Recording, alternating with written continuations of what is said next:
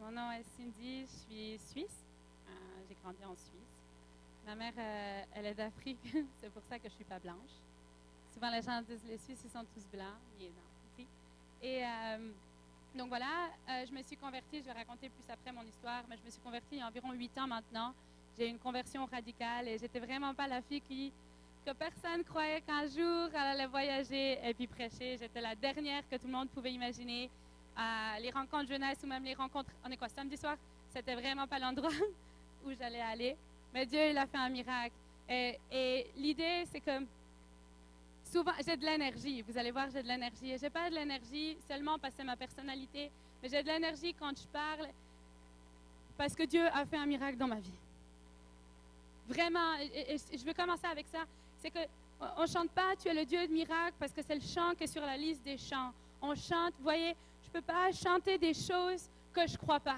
Je ne peux pas prêcher quelque chose que je ne vis pas. Je ne peux pas prêcher que Dieu est le même hier, aujourd'hui, éternellement. Si je ne sais pas qui il était hier, je ne sais pas qui il est aujourd'hui, je ne sais pas qui il sera demain. Et il y a quelque chose, je pense, dans le corps de Christ, et il y a quelque chose chez les chrétiens aujourd'hui, c'est qu'on a tendance à chanter des choses qu'on ne croit pas. Pas parce qu'on est des mauvaises personnes et qu'on ne veut pas le croire, parce qu'on ne l'a jamais expérimenté. Et je voyage dans le monde entier maintenant depuis 8 ans. Je me suis convertie, j'ai tout de suite commencé à voyager dans le monde. J'ai vraiment de partout. J'ai fait 4 continents, l'Australie, l'Amérique du Sud, l'Amérique centrale, l'Europe, partout en Europe. J'ai commencé à prêcher. J'ai prêché beaucoup en Allemagne. Et les Allemands quand Dieu a commencé à m'appeler, qui m'a appelé à aller prêcher en Allemagne, c'était très dur pour moi. Parce que les Allemands, déjà en Allemagne, il faut savoir qu'il n'y a aucune femme qui prêche. Non seulement il n'y a quasiment aucune femme qui prêche, donc tout le monde est choqué. Non seulement, j'ai commencé, j'avais 18 ans, donc tout le monde se demandait comment une jeune femme de 18 ans, célibataire, pouvait prêcher. Donc j'ai eu le challenge, j'étais obligée de vivre ce que je prêchais, parce que sinon les gens ne m'écoutaient pas. Et il y a une partie où je suis reconnaissante à Dieu qui ne m'ait pas appelée quand j'avais 40 ans, ou j'ai 26 ans aujourd'hui, mais je suis reconnaissante qu'il ne m'ait pas appelée quand j'avais 40 ans ou 50 ans ou peu importe, mais j'ai été contente qu'il m'appelle en tant que jeune fille parce que ça a fait en sorte que ce que je prêche, j'étais obligée de le vivre. J'allais dans des endroits, s'il n'y avait pas de miracle, personne ne voulait m'écouter. J'allais dans des endroits où si je n'avais pas une vie qui était semblable à ce que je prêchais, plus personne n'allait m'inviter. Et voyez, des fois, on ne va pas se mettre dans un risque, on ne va pas répondre à l'appel de Dieu parce qu'on a peur que les gens ne nous reconnaissent pas, parce qu'on a peur que les gens ne nous comprennent pas. Et parce qu'on a peur de ne pas être à la hauteur de ce que Dieu nous demande. Et ça, c'est quelque chose que je sens très fort pour ce soir. C'est que beaucoup d'entre vous, vous avez chanté ces chants parce que ça faisait partie de la liste. Et certains, vous n'avez pas chanté les chants de la liste parce que vous n'avez pas vraiment envie de chanter ce soir. Mais la réalité, elle est que peu importe ce que vous traversez dans la vie, moi, je vais vous encourager à chanter ce que vous vivez. Et j'aimerais que ce soir, on puisse tous se dire, je sais que Dieu est un Dieu de miracles. Je sais qu'il ouvre les yeux des aveugles. Je sais qu'il ouvre les oreilles des sourds. Je sais qu'il ressuscite les morts. Je sais qu'il lève les gens des chaises roulantes. Voyez, il faut qu'on vive notre foi. Quand je me suis convertie, je parlais beaucoup aux non-chrétiens. Et je vais toujours vers les gens qui ne croient pas en Dieu. Pourquoi? Parce que ça challenge ma foi. Je ne peux pas leur dire Dieu, il est bon, mais il n'y a aucun signe de la bonté de Dieu dans ma vie. Je ne peux pas leur dire Dieu guérit. Ils vont me dire, je suis malade, alors fais quelque chose. Je ne peux pas leur dire, Dieu, il a un grand plan pour ta vie, mais ma vie, elle est misérable. Et je sens qu'il y a quelque chose pour ce week-end, pas seulement pour ce soir, pour demain aussi, où Dieu veut nous amener à un autre niveau de foi. L'église, ce n'est pas un endroit où on va parce que c'est une activité comme une autre. L'église, c'est un endroit où on va parce qu'on rencontre le Dieu du miracle. On sait, OK, je chante, peu importe ce que les gens ils disent quand je chante. Il y avait un moment, là, je vous ai dit, je prêchais en Allemagne. Je ne sais pas si vous connaissez les Allemands, ils sont très carrés, ils sont très sérieux. Ils ne sont pas comme les Québécois, ils sont vraiment, vraiment différents. Et la réalité, c'est que moi, j'avais tellement faim et tellement soif de Dieu que j'essayais de me contenir en louange, mais j'avais de la peine. J'essayais de prêcher de manière très sérieuse, mais j'avais de la peine parce que j'avais tellement été changée par l'amour de Dieu que je ne pouvais le contenir. Et je sens que Dieu, ici, ce soir, il veut que vous l'expérimentiez. Souvent, je dis aux gens, quand tu pries, est-ce que tu entends Dieu? Non. Est-ce que toi, tu as vu un miracle avec tes mains? Ben non.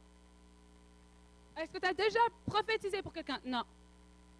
Est-ce que tu as déjà amené quelqu'un qui ne croyait pas à Dieu? À Dieu? Non. Donc, c'est un petit peu difficile. On sait, parce qu'on a entendu les histoires dans la Bible, que Dieu est un Dieu de miracles. Mais c'est un peu difficile de parler aux non-chrétiens si nous-mêmes, on ne l'a pas expérimenté dans notre vie. Et pas seulement ça. C'est qu'il y a une dimension qui est bien meilleure que ce qu'on connaît. Le dernier chant qui disait « Je m'abandonne, j'ai besoin de plus de toi ». Et ça, c'est la réalité dans notre vie, c'est qu'on a besoin de plus de Dieu. Et ce soir, je tiens à le dire, je ne suis pas venue ici pour une autre réunion. Je ne suis pas venue ici juste parce qu'on m'a invitée. Je suis venue ici parce que je crois qu'il y a quelque chose en Abitibi. Je suis venue ici parce que je crois qu'il y a quelque chose dans cette église. Je suis venue ici parce que je connais Caro et je sais que si cette femme-là, elle est remplie du Saint-Esprit comme elle est aujourd'hui, c'est parce que l'église dans laquelle elle a grandi, il y a du potentiel. Parce que je me dis, OK, si cette femme-là, elle est la femme de Dieu que je connais, c'est qu'il y a quelque chose dans cette église-là. C'est qu'elle a été élevée dans une maison où vraiment ils croyaient que le Dieu était un Dieu de miracles. Et vous voyez, quand j'ai dit aux gens que j'allais en Abitibi, surtout en Suisse, les différents... Ils me disaient, mais Cindy, c'est dans le bois, il n'y a rien en Abitibi, c'est loin de tout. Puis moi, je suis une fille de la ville, il faut savoir, j'ai vécu juste à côté de Los Angeles, j'ai vécu à Londres, j'ai habité à Genève, j'ai habité dans les endroits, dans les villes. Mais je ne crois pas que Dieu choisit des endroits par rapport au nombre de la population, par rapport au style des gens. Dieu ne choisit pas le style des gens, il ne va pas aimer les gens plus pour leur couleur de peau. Dieu aime n'importe qui et il fait n'importe quoi. Si Dieu trouve quelqu'un qui a faim et qui a soif de lui, il va se manifester. Et Dieu cherche, en Abitibi, Dieu cherche dans cette église des gens qui auront faim et qui auront soif, qui vont dire, je vais louer Dieu, peu importe comment les gens pensent de moi. Je vais aller prêcher, peu importe si on va m'accueillir ou si on ne va pas m'accueillir. Je vais prier pour les gens, parce que Dieu il a dit que si je prie pour les malades, ils seront guéris. Et je crois que Dieu veut vous amener dans un niveau où avec votre main, avec votre bouche, Dieu veut faire l'impossible. Dieu cherche des gens. Il cherche des gens en Europe, il cherche des gens aux États-Unis, il cherche des gens ici. Il cherche des gens qui vont dire, OK, ce n'est pas par ma force, ce n'est pas par ma puissance, mais c'est par l'Esprit du Seigneur. Ce n'est pas parce que je suis quelqu'un d'extraordinaire, c'est parce que j'ai choisi de répondre à l'appel de Dieu dans ma vie. Et ce soir, vous avez tous un appel dans votre vie. Tout le monde, tout le monde, tout le monde, tout le monde. Et s'il y a une chose qui m'énerve des fois, c'est qu'on va dire, « Oh, ben Cindy, elle avait un appel spécial. » J'ai commencé à entendre ça. Après quelques années, j'ai commencé à entendre, Cindy, elle a un appel spécial. Oui, je suis appelée à voyager et prêcher, puis pas tout le monde va le faire. Mais on a tous un appel spécial. Dieu a mis quelque chose à l'intérieur de n'importe qui. J'ai vu des gens guérir les malades alors qu'ils n'avaient pas 15 ans de conversion, mais ils croyaient que Dieu était le Dieu de miracles. Si tu crois, tu verras la gloire de Dieu. Je me suis appuyée sur ce verset-là. Toutes ces années où je me disais, si je crois, tout ce que ça me prend, c'est de croire que Dieu est qui il dit qu'il est. Qu'il est celui qui guérit, qu'il est celui qui sauve, qu'il est celui qui délivre. Si je crois en ça, alors ma vie peut être extraordinaire. Ce n'est pas une question, vous voyez, ce n'est pas une question d'avoir été dans une école théologique. Ce n'est pas une question d'avoir été dans une école biblique. Ce n'est pas une question d'avoir fait 20 ans dans une église. C'est si tu crois, tu verras la gloire de Dieu. J'ai vu des enfants de 8 ans ressusciter les morts. Si tu crois, oui, je crois en toi. Tu es le Dieu du miracle. On chante, on croit ce qu'on chante. Oui, je crois en toi. Tu es le Dieu du miracle. Et voyez, quand je chantais ce chant ce soir, Dieu m'a... Il y a quelque chose qui est rentré à l'intérieur de moi. Dieu m'a parlé. J'ai vécu la dernière année que j'ai eue là, était l'année honnêtement la plus difficile de ma vie. Et je vais vous raconter mon témoignage, comme ça vous allez comprendre un peu mieux qui je suis. Mais j'ai vécu une année horrible. Horrible, horrible. Mon père est mort et il a eu un arrêt cardiaque. J'ai été prêcher en Norvège. Je rentre de Norvège, je suis dans le sud de la France, à Perpignan. Je reçois un appel Facebook. C'est le moment où je déteste Facebook. Je reçois un appel Facebook. On m'a dit, c'est mon frère, il me dit, désolé Cindy, papa est mort. Et honnêtement, je vais être honnête avec vous, c'est un niveau de douleur que je n'ai jamais pensé que c'était possible. Le frère de mon père s'était fait assassiner il y a quelques années auparavant. Et quand le frère de mon père s'est fait assassiner, j'ai vu ma grand-mère. On était dans un chalet à la montagne en Suisse et j'ai entendu ma grand-mère qui a poussé un cri, qui est tombée par terre et qui a hurlé. Et on m'a sorti de la pièce parce que j'étais jeune pour pas que j'assiste à ça. Et là, quand mon frère m'a appelé, mon père avait des problèmes cardiaques depuis longtemps, mais moi je croyais que Dieu était un Dieu de miracles. Je me suis dit, c'est sûr C'est sûr. Dans ma tête, je ne me suis même pas dit que ça pouvait un jour arriver. On m'avait appelé en me disant, Cindy, tu dois te préparer, qu'il peut peut-être mourir. Parce qu'il avait eu une hémorragie interne, il y avait des choses qui n'allaient pas dans sa santé. On m'avait dit, Cindy, il faut te préparer. J'avais refusé. J'ai dit, je ne vais pas me préparer qu'il va décéder parce que Dieu est un Dieu de miracles. Je vais dans le monde entier et les gens guérissent. Mon père va être guéri. Mon père est celui qui m'a amené à l'évangile. Il avait des problèmes cardiaques. Il n'est plus en vie pour raconter son témoignage, alors je prends la liberté de le faire.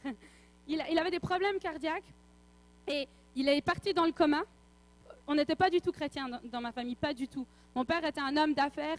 À l'époque, on avait vraiment beaucoup d'argent. J'ai été élevée dans une famille qui était vraiment aisée financièrement, mais il y avait quelque chose, c'est que je ne les voyais jamais.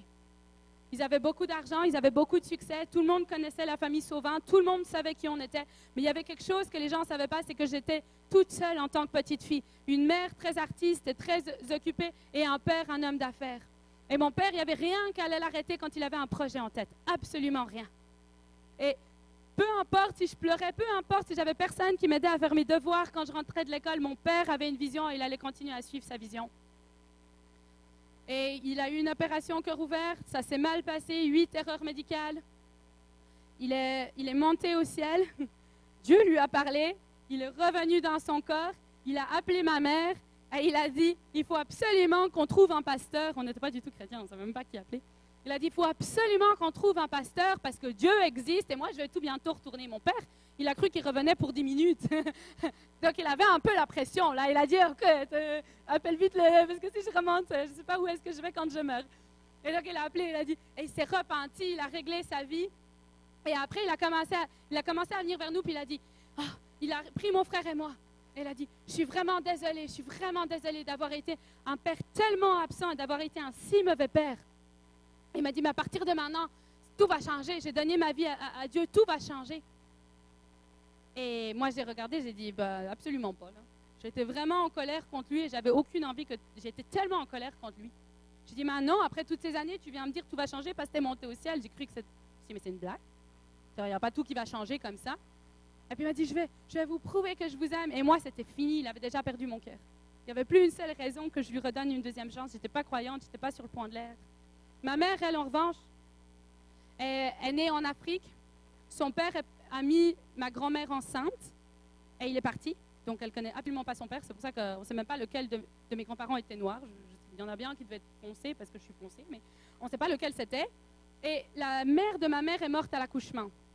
Donc, ma mère s'est retrouvée en Angola pendant la guerre, petite orpheline. Elle mangeait les rats, elle était dans les poubelles. C'était les enfants qui avaient les gros ventres en Afrique. Il n'y avait aucune chance qu'elle réussisse à vivre. Par la grâce de Dieu, elle a été prise en charge. Elle s'est retrouvée au Portugal. Puis le Portugal, elle est arrivée en Suisse pour être l'esclave des Portugais.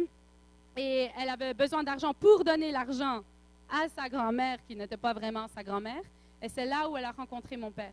Mais quand mon père s'est converti, ma mère, en tant qu'une petite esclave africaine, sachant bien qu'il y en a plein qui meurent de faim chaque jour, ma mère a dit, Dieu ne peut pas être réel. Alors mon père s'est converti, nous a demandé pardon. Ma mère était contre lui, moi j'étais contre mon père. Mon frère, il n'est pas comme nous, là.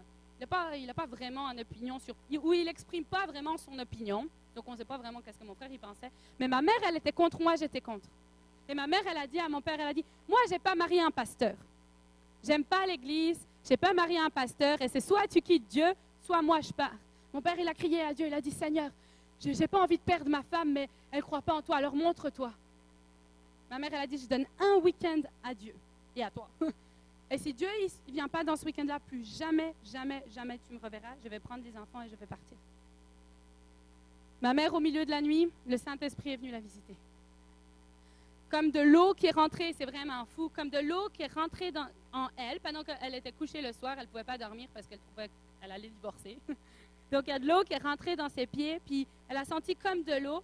Puis après, elle s'est dit, oh mon Dieu, si l'eau, il arrive vers ma poitrine, je vais étouffer. Donc, elle se disait ça. Donc, elle était en panique de sentir de l'eau qui rentrait dans son corps. Elle s'est dit, qu'est-ce que c'est, cette eau qui rentre dans mon corps? Tout d'un coup, elle a entendu des chants. Elle disait des chants dans des langues qu'elle ne connaissait pas. Elle a dit, mais c'est quoi ces chants? Et puis, c'était, encore une fois, dans un chalet à la montagne. On n'était pas proche d'une boîte de nuit ou quoi. C'était le milieu de la nuit, il n'y avait personne qui chantait. Elle a quand même dit, c'est bizarre ces chants. Je vais quand même aller voir par la fenêtre. Peut-être qu'il y a quelqu'un qui a une voiture en bas avec de la musique.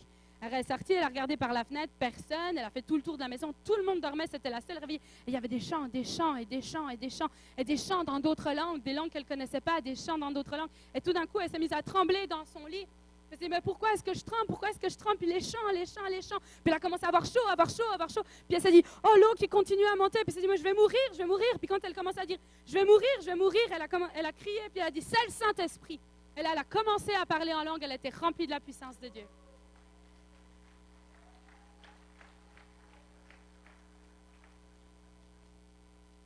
Elle est arrivée, et moi, j'étais pas avec eux au week-end, là. Et moi, j'étais une rebelle, là. J'étais pas une fille qui allait aimer Jésus comme ça. Ça a pris un sacré Dieu pour que moi, je sois aujourd'hui. Vous pouvez le voir, là, tu sais. Moi, là, je ne suivais pas Dieu. Donc, ma mère, elle rentre. Et elle me dit, mais moi, en plus, j'essaie de tout faire pour que ma mère, elle divorce. J'étais sûre que mon plan, il allait réussir, parce que moi, je n'étais pas non plus d'un père chrétien. Donc, ma mère, elle rentre, mon père rentre. Et je me souviens encore, ils rentraient, ils avaient l'air tellement heureux. Je dis, qu'est-ce qui se passe? Ils avaient tellement de pression financière qu'ils n'étaient jamais heureux. Ma mère, elle était tellement heureuse. Mon père, il était tellement heureux. Il rentre, puis ma mère, elle dit, Jésus est la vérité, je crois en Jésus. Et là, je me dis, oh. Là, on a un vrai problème. Il y a quelque chose, et puis j'essaie un peu de dire à ma mère, écoute, là, je sais que émotionnellement, ça ne va pas, que tu traverses un temps difficile, mais regardons les choses en face, là, tu te fais avoir. J'ai dit, tu sais, tu vas retrouver un autre homme, tu sais, il faut pas t'inquiéter. Lâche papa, j'étais vraiment pas cool, là. J'étais vraiment en colère contre mon père. Ma mère a dit, Jésus, c'est la vérité. Plus que ça, elle dit, Dieu guérit. Alors, on avait des gens, tous les jours dans ma maison, qui étaient guéris. J'étais tellement énervée. Alors moi, je faisais tout pour être la pire. Alors, je regardais méchamment, je faisais tout pour que ces gens n'aient plus envie de venir chez moi. Comme ça, je ne voyais plus de miracles chez moi. Et ça n'a pas marché. Puis à ce moment-là, la colère contre mes parents a fait vraiment qu'augmenter. Là, c'était une vraie histoire. Là. J'avais quoi? Je devais avoir peut-être 13 ans. Mais j'ai pris que si un jour j'ai une fille, elle ne soit pas comme moi. Là. Je te vois super comme fille. Mais si elle est comme moi, peut-être je vais savoir quoi faire. Tu vois? Et puis là, la colère contre mes parents, elle augmente. Et là, à ce moment-là, vous savez, quand on est en colère, soit on va s'énerver, soit on va devoir sortir notre colère d'une manière ou d'une autre. Et moi, je suis devenue dépressive. Puis pas seulement dépressive un petit peu, parce que quand je fais les choses, je les fais à fond. Là. Je suis devenue dépressive, suicidaire, vraiment fort. Donc j'ai commencé à me dire, mon Dieu, j'ai perdu mes parents à tout jamais. Je ne veux plus jamais voir ma famille.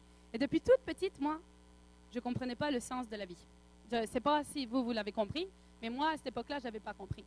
J'ai dit, si on doit vivre pour que je trouve un gentil mari, puis que j'ai une jolie petite maison, puis que j'ai des chiens dans la cour arrière, et puis que je meurs, et je ne sais même pas où je vais quand je meurs, moi, je ne veux pas.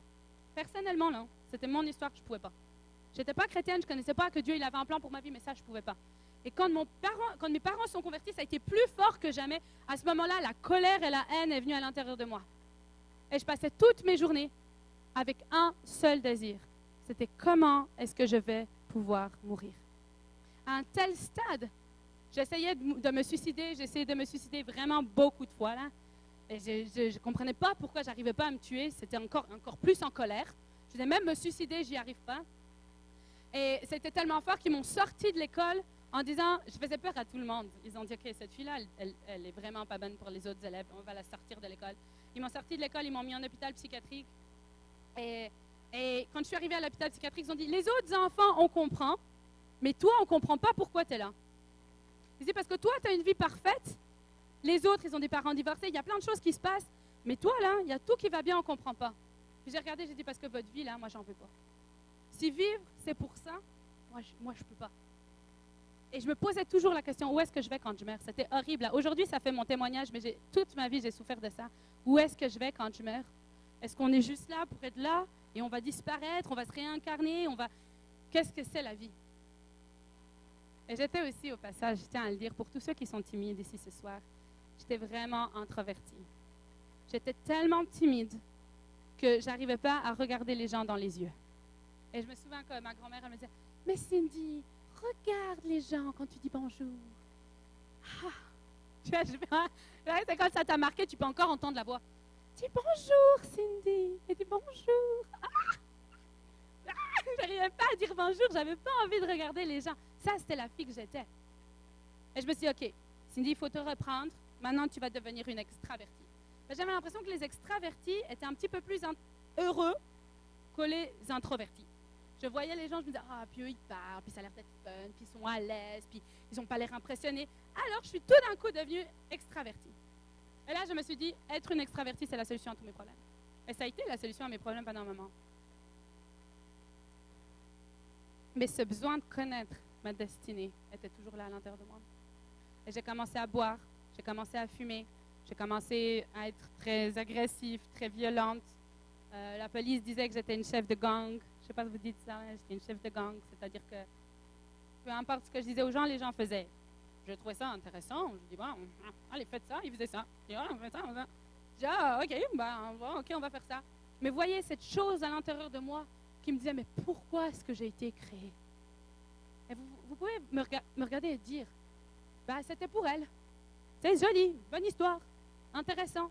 Mais voyez, Proverbe, on parlait de ça à midi, ça dit qu'on a tous à l'intérieur la pensée de l'éternité.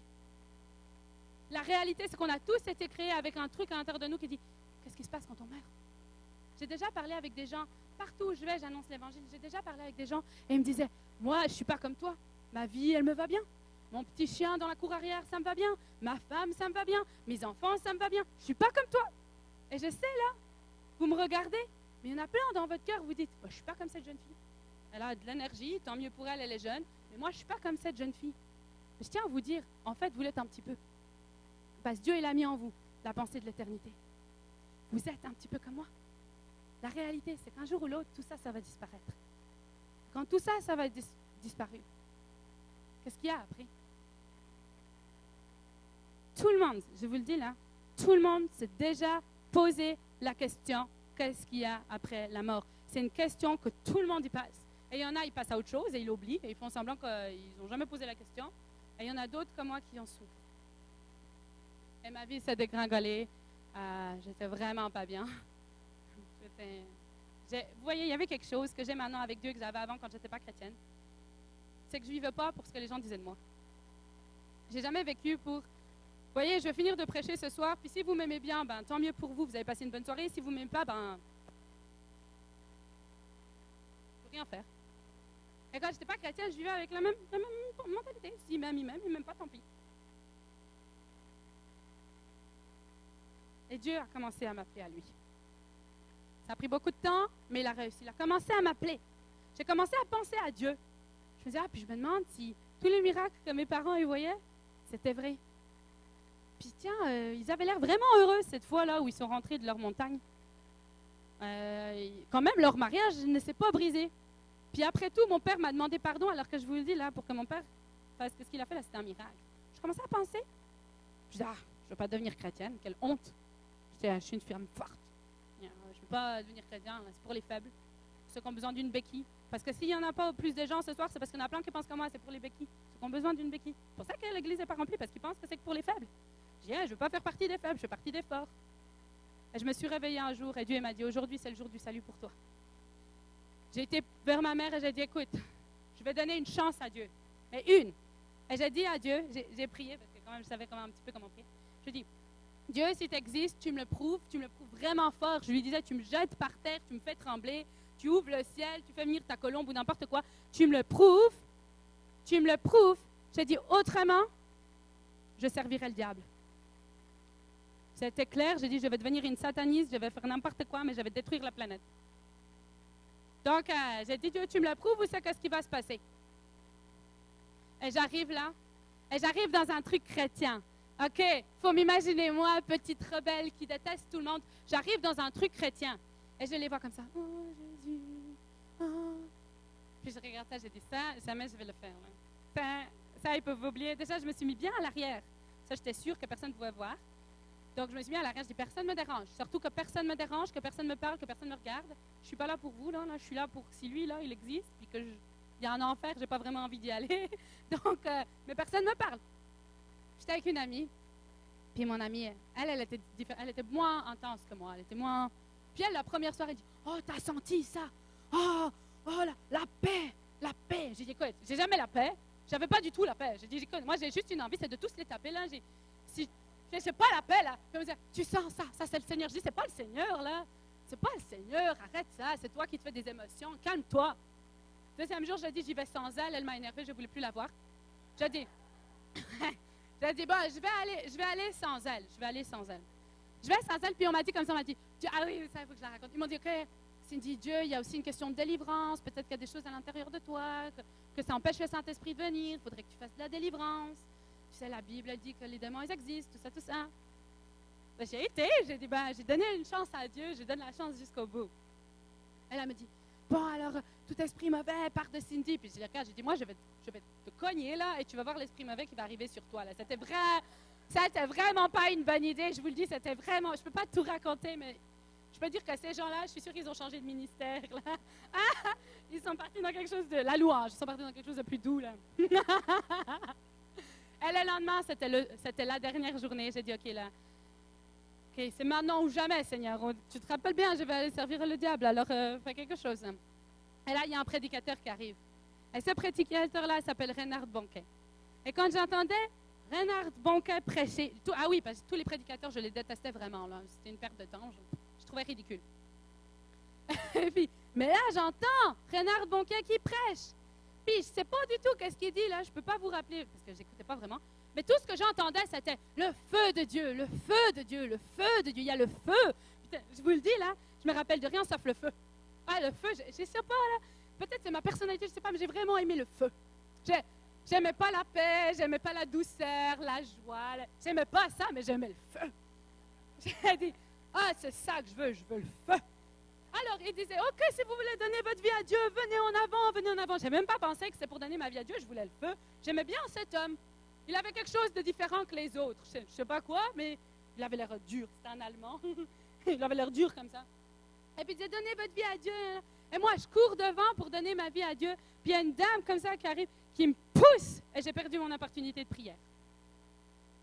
Alors là, j'ai dit, OK, là, ça c'est les chrétiens là. Tu me pousses pour avoir ta prière? Oublie ça. Je suis sortie du building. Quand je suis sortie du building, je m'asseye, je me dis, ouf, j'ai failli devenir chrétienne. J'ai été gardée, tu sais, comme si j'étais chrétienne, je dirais, j'ai été gardée. Je me dis, ah, c'est bon. Et là, j'entends une voix quasiment audible. Là.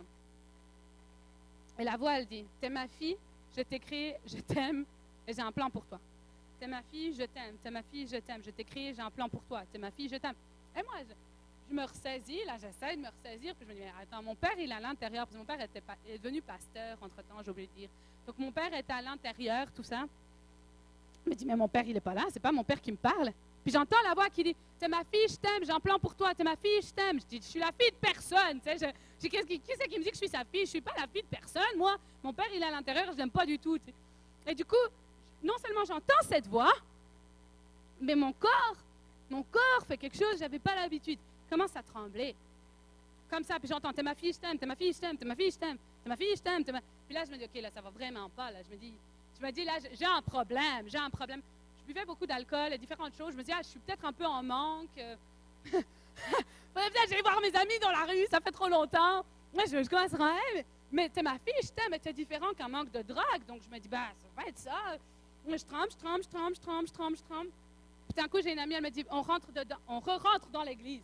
J'ai pas vraiment envie, mais pour être honnête, je suis comme ça, là. Donc je me dis, il faudrait peut-être que je retourne quand même à l'église. Donc, je suis en train de marcher, t'es ma fille, je t'aime, t'es ma fille, je t'aime. Et les portes de l'église qui étaient fermées, parce que bien évidemment, les chrétiens, quand le temps est fini, mais le temps n'était pas fini pour moi. Mais ils n'avaient pas pensé que Dieu pouvait continuer à se manifester. Donc je vais comme ça, les portes sont fermées. Tout d'un coup, ils essaient d'ouvrir les portes pour que je rentre, mais là, à ma grande surprise, il y a une lumière qui sort. Une lumière comme je n'ai jamais vue auparavant. Là. C'est comme le soleil qui t'arrive contre. Là. La lumière, elle arrive contre moi. Je suis propulsée à terre. Là, il n'y a personne qui me touche. Je suis propulsée à terre. Maintenant, je suis par terre en train de trembler. Et t'es ma fille, je t'aime. T'es ma fille, je t'aime. Devient de plus en plus fort. Et il y avait un petit secret. Mon petit secret, c'était que je ne voulais pas être une femme. Je voulais vraiment être un homme. Je n'avais pas de problème d'homosexualité. Mais en moi, je me disais que l'homme est toujours plus puissant que la femme. C'est toujours les hommes qui dirigent tout. L'homme est le chef de la famille. Et je voulais être le chef. Alors je disais, pourquoi je suis une femme? Mais personne ne savait que vraiment je voulais être un homme. Je trouvais ça puissant d'être un homme. Les femmes, elles parlaient comme ça, doucement. Et moi, j'étais déjà taf. Là,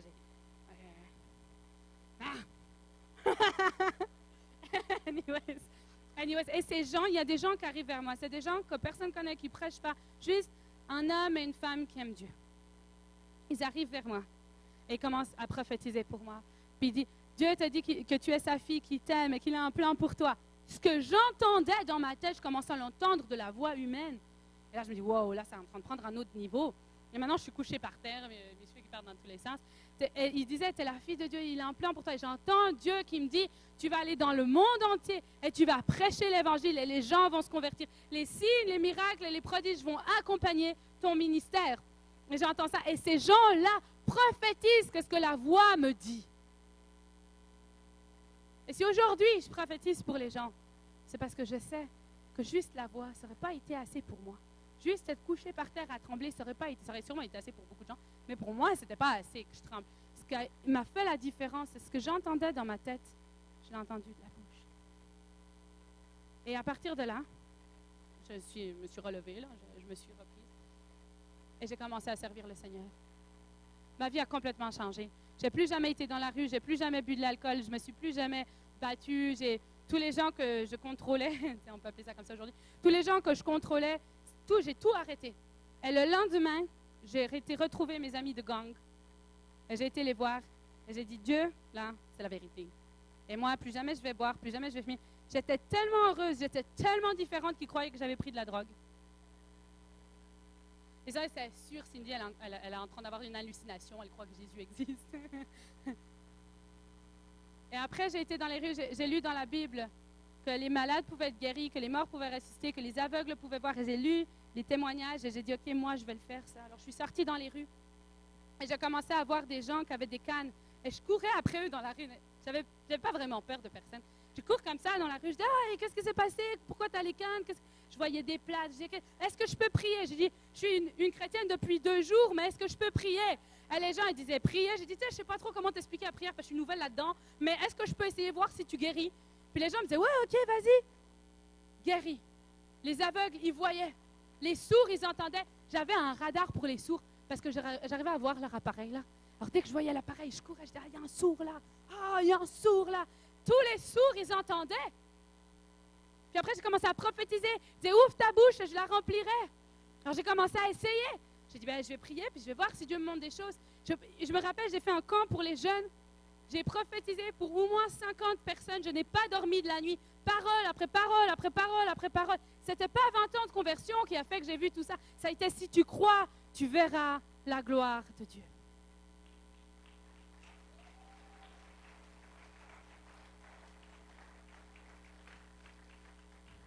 Et j'aimerais vous dire quelque chose. Jamais, jamais, jamais, jamais, jamais. Je vais retourner à ce que j'ai fait avant. Jamais, même pas ce que j'ai fait avant. Jamais je vivrai où je vais m'ennuyer dans une louange. Jamais. Jamais je vais m'ennuyer dans une louange. Que ça soit mon chant préféré, que ça soit mon style préféré ou pas, je m'en fous. Ça peut être le chant d'il y a 70 ans en arrière, je vais le chanter pareil. C'est pas comment je me sens qui va dicter ma louange. C'est pas, je vais continuer à chanter Dieu tel Dieu de miracle alors que j'étais à la morgue avec mon père il y a un an. Dieu tel Dieu de miracle. Oui, à la morgue, mais Dieu est le Dieu de miracle. Je vais prêcher la même chose. Je vais prier la même chose.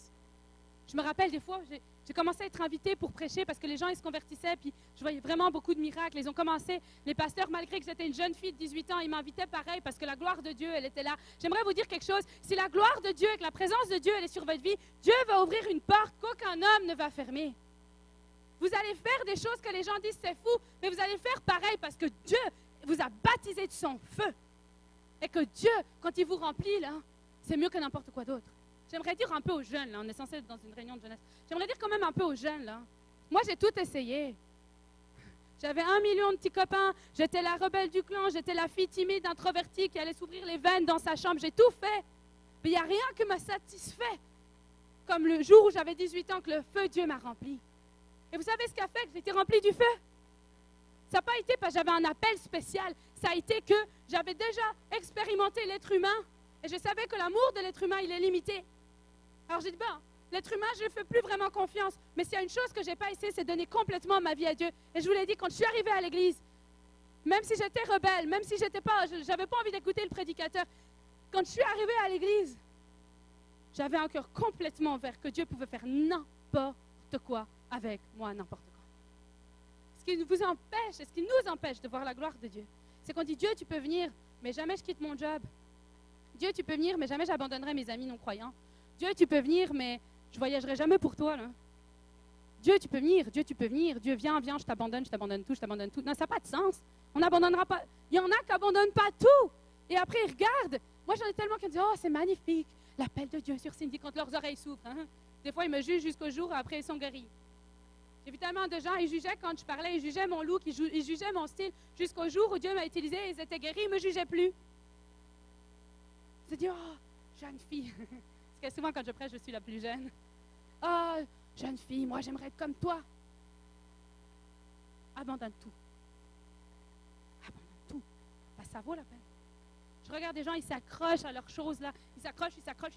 Et si tu lâcherais, tu aurais une vie extraordinaire. Il y a eu des saisons dans ma vie où j'avais plus que les gens qui travaillaient.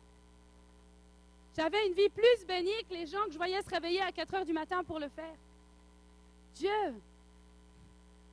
a plus pour vous que vous pouvez l'imaginer. Vous voyez, quand j'ai commencé à prêcher, j'avais une certaine pression au début. Ben, je me disais, il faut que la réunion soit bonne. Puis j'ai réalisé avec le temps, il n'y a pas de pression. Parce que la réalité, c'est que Dieu va venir dépendamment de votre faim. Ce qui fait que Dieu se manifeste, c'est des gens qui ont faim et soif de lui. Dieu vient, j'abandonne tout. C'est pas je regarde le voisin, c'est pas je prends mon cellulaire, c'est pas je regarde dans l'air et puis je me demande quand est-ce que le temps, la prédication va enfin arriver. Non. C'est OK, je suis là pour une chose, c'est rencontrer mon Dieu. Et je prêche là, j'ai chaud là, mais je suis chaud ici. C'est étonnant, au Canada, il fait toujours froid, mais je prêche et j'ai eu donné toute mon énergie, j'ai eu donné tout mon temps, j'ai eu donné tout mon argent, j'ai tout donné parce que je suis convaincue et personne ne m'arrêtera que je sais une chose, c'est que si Dieu vit en nous et qu'on vit pour Dieu, il n'y a rien de meilleur sur terre. Rien. N'ayez plus peur d'aller annoncer l'Évangile. Allez prier pour les malades. J'ai été le lendemain, personne ne m'avait appris comment faire, j'avais pas vu de vidéo YouTube sur comment servir Dieu, rien. J'ai été dans les rues en disant, je suis nouvelle à ce truc. Je parlais vraiment comme ça. Je suis nouvelle à ce truc de prière et tout, là. Mais maintenant, je suis croyante. Est-ce que je peux prier pour votre oreille parce que je crois que vous allez être guéri et que vous n'allez plus être sourd? Ouais, vraiment? Ouais, vraiment. Ça va prendre 30 secondes, je ne vais pas faire long. L'oreille qui s'ouvre. Personne ne me l'avait appris. Il n'y avait personne qui était à côté de moi. Oh, Cindy, viens, on va t'apprendre à aller dans les rues. Viens, on va t'apprendre à voir le surnaturel. Personne ne m'a appris. Je n'avais même pas fait un culte le dimanche matin que j'allais déjà prier pour les malades dans la rue. Pourquoi? Parce que j'étais reconnaissante pour mon salut. C'est le temps qu'on soit de nouveau reconnaissant que Dieu est venu nous chercher là où on était. Si je pourrais avoir juste l'équipe de louange qui revient. J'ai jusqu'à quelle heure, là? Jusqu'à quelle heure, ça? Ah, minuit, j'ai compris, c'est fini. Je dis, ah bon. Non, mais honnêtement, j'ai combien de temps? C'est une vraie question. J'aimerais prophétiser pour le... Donc, de toute façon, personne n'est concentré contre l'équipe de Longchamp. J'aimerais prophétiser pour le jeune homme, là, qui est habillé... Ouais, c'est ça, c'est toi, là. Tu peux te lever? Ouais. Toi? Ben oui, lève-toi. J'ai chaud, là. Je crois que c'est le Saint-Esprit ou quoi. Merci. Comment tu t'appelles? Thomas? Merci Seigneur pour Thomas. Thomas, quand je suis rentrée dans la pièce, j'étais toute vue, là, mes yeux sont partis. Et j'ai eu l'impression que Dieu me montrait que tu es appelé à être un leader. Que quand tu fais les choses, les gens te suivent. Que je t'ai vu avec tes amis, tu disais des choses, puis d'un coup, c'est ouais, Thomas, il a dit, viens, on fait comme lui. Il y a quelque chose en toi qui fait que les gens ont envie de te suivre. Mais Thomas, j'aimerais te dire, tu es appelé à être un leader pour Dieu. Pas pour n'importe quoi d'autre, pour Dieu. Il y a eu des moments en toi où tu voulais vraiment Dieu, mais après, tu quittes l'église, puis c'est un peu difficile. Tu ne comprends pas vraiment. Tu n'as pas vraiment... Et je sens que Dieu veut. Vous pouvez commencer à chanter. Je fais ça pour vous attendre en réalité. Non, je rigole. Je crois que Dieu veut t'appeler à ça. Puis Thomas, je vois que là, tu es ici, mais je pense que tu vas voyager, je pense que tu vas faire des connexions, puis je pense que tu vas amener beaucoup de gens avec toi à connaître Dieu. Et c'est une invitation. C'est quand quelqu'un prophétise sur toi, te fait te lever devant tout le monde, c'est une invitation. Il y a une invitation pour ta vie. Est-ce que tu veux être un leader pour Dieu? Mais tu sais, ça va impliquer quoi, là? Ça va impliquer que quand tous les autres ils font quelque chose, toi, tu vas dire, moi, je peux pas. Que quand tous les autres vont écouter des choses, ils vont regarder des choses, et se dire, moi, je regarde pas ça, moi, j'écoute pas ça, je sais qui je suis. Tu sais, savoir qui t'es, c'est pouvoir te tenir en disant, moi, ça, je participe pas à ça, parce que je sais qui je suis. Mais Dieu, il t'appelle à être un jeune homme comme ça qui va dire, ça, moi, je le fais pas. Ici, là, moi, j'y vais pas. Dire ces choses-là, je le fais pas. Me comporter comme ça, je le fais pas, je sais qui je suis. Et je vais dire quelque chose de toi à moi, là. Les gens, ils respectent ça. Ils respectent ça. Quand tu connais ton identité, les gens, ils respectent ça parce qu'ils voient l'intégrité. Ils voient que tu marches avec des principes que les autres ne marchent pas. Et tout le monde aimerait être libre et suivre Dieu. Ça dit que là où est l'Esprit du Seigneur est la liberté. Parce que si tu es avec Dieu, tu vas réellement être libre. Et moi, je t'encourage parce que je suis convaincue que Dieu va te reprendre dans quelques années de toute façon si tu t'égares. J'aimerais t'encourager ce soir. Perds pas ton temps. Prends tout de suite dedans. Va dans ta chambre, ferme la porte, tu pries. Quand moi, je me suis convertie, pendant des heures et des heures, j'étais dans ma chambre. Sur mes genoux. Sur mes genoux. Tous mes amis faisaient des choses. Je disais, non, mais je ne vais pas avec vous, là. J'ai un appel de Dieu sur ma vie. Et je sais que Dieu veut faire la même chose avec toi. Tu vas arriver à dire, je te vois là, je te vois sur YouTube, je te vois sur Internet, aller regarder tous ceux qui prêchent, aller étudier. Je te vois étudier les choses de Dieu. Je te vois faire des choses que tu n'imagines jamais que tu feras. Tu n'auras pas honte. Tu sais, j'ai vu des milliers de jeunes, je te le dis là. J'ai vu des milliers de jeunes. J'ai vu des jeunes à 8 ans, ils ressuscitaient les morts. Je les ai vus, je les connais. Ça existe. C'est jamais trop tôt pour servir Dieu. Quand je me suis convertie à 18 ans, j'ai dit c'est trop tard. J'avais tellement de rêves, tellement de projets, j'ai dit c'est trop tard. Prends-le maintenant. J'ai amené des gens à Christ qui avaient 70 ans, ils regrettent. Ils disaient, si seulement j'aurais tout donné à Dieu quand j'étais plus jeune. Seigneur Jésus, je veux juste prier pour Thomas, qu'il n'y ait pas d'incrédulité dans son cœur. Seigneur, je veux prier que là où il hésite, j'aimerais t'encourager à fermer tes yeux. Mets tes mains comme ça. Ferme tes yeux. Allez, vas-y. Viens ici, je vais venir devant. Viens ici. Vas-y, ferme tes yeux, mets tes mains comme ça. Je vais prier pour toi. Seigneur Jésus, je veux juste prier pour Thomas maintenant dans le nom de Jésus. Que le feu du Saint-Esprit vienne sur lui. Seigneur, je prie là où il a des doutes, là où il ne comprend pas, là où ça ne l'intéresse pas. Seigneur, tu peux mettre une fin en lui que lui-même ne va pas comprendre. Mais Seigneur, je prie que dans son cœur, il réalise la beauté et la puissance de connaître Dieu. Que tu n'as pas besoin de prétendre que tu es cool ou quoi. Parce qu'être cool, c'est marcher avec Dieu. Mais Seigneur, je veux prier pour lui, Seigneur, que tu le protèges, que tu le gardes, et qu'il n'est pas dans des endroits où il ne faut pas qu'il aille, qu'il ne dise pas des choses qu'il ne faut pas dire, mais que tu le protèges et que tu le gardes. Dans le nom de Jésus, Amen. J'aimerais tous vous inviter à vous lever. On va inviter le Saint-Esprit à venir. On veut des miracles ce soir. Reste là-dedans. Là, tu peux rester, on va commencer à louer Dieu. Je t'encourage à louer Dieu. Tu sais, je te challenge parce que tu aimes ça, tu sais. Je ne le ferai pas avec tout le monde. Saint-Esprit, on t'accueille, Seigneur Jésus. On accueille ton esprit. Fermez les yeux, on va commencer à louer Dieu. J'avais juste une dernière histoire à raconter. Je ne sais pas si vous connaissez l'histoire avec la femme qui a les pertes de sang. Jésus, il arrive dans la ville, tout le monde est vers lui. Il y a Jairus, le chef de la synagogue, qui voit Jésus. Il se dit, OK, Jésus est ma solution. Jésus, il avait quelque chose en lui où les gens savaient, Jésus est ma solution. Et Jairus, sa fille est mourante. Quand on est dans des situations difficiles, souvent on va là où on a besoin d'aide. Jairus se dit, OK, si Jésus vient chez moi, ma fille va vivre. Pendant ce temps-là, il y a cette femme qui a les pertes de sang. C'est une femme que tout le monde a rejetée, que personne ne veut. Cette femme avec les pertes de sang, pareil, plus de solution. Elle se dit, OK, si Jésus fait quelque chose pour moi, je vais être guérie. Elle se dit, si seulement je pourrais toucher Jésus, je serais guérie.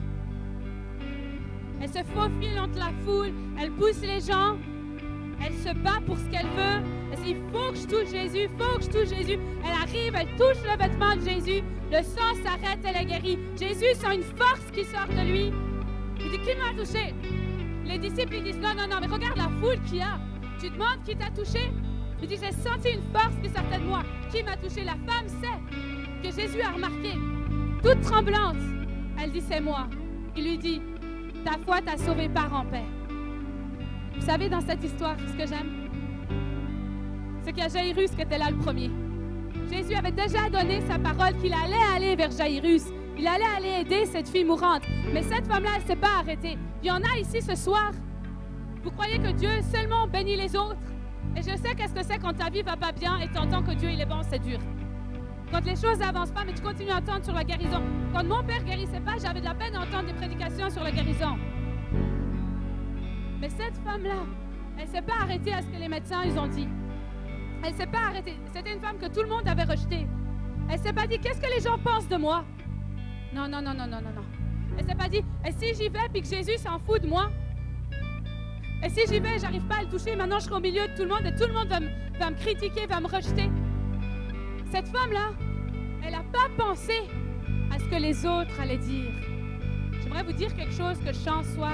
Il y en a ici, vous auriez envie de Dieu. Vous aimeriez avoir plus, mais vous dites, qu'est-ce que les autres vont dire? Moi, je reste assis sur ma chaise. Qu'est-ce que les autres vont dire? Ça m'importe.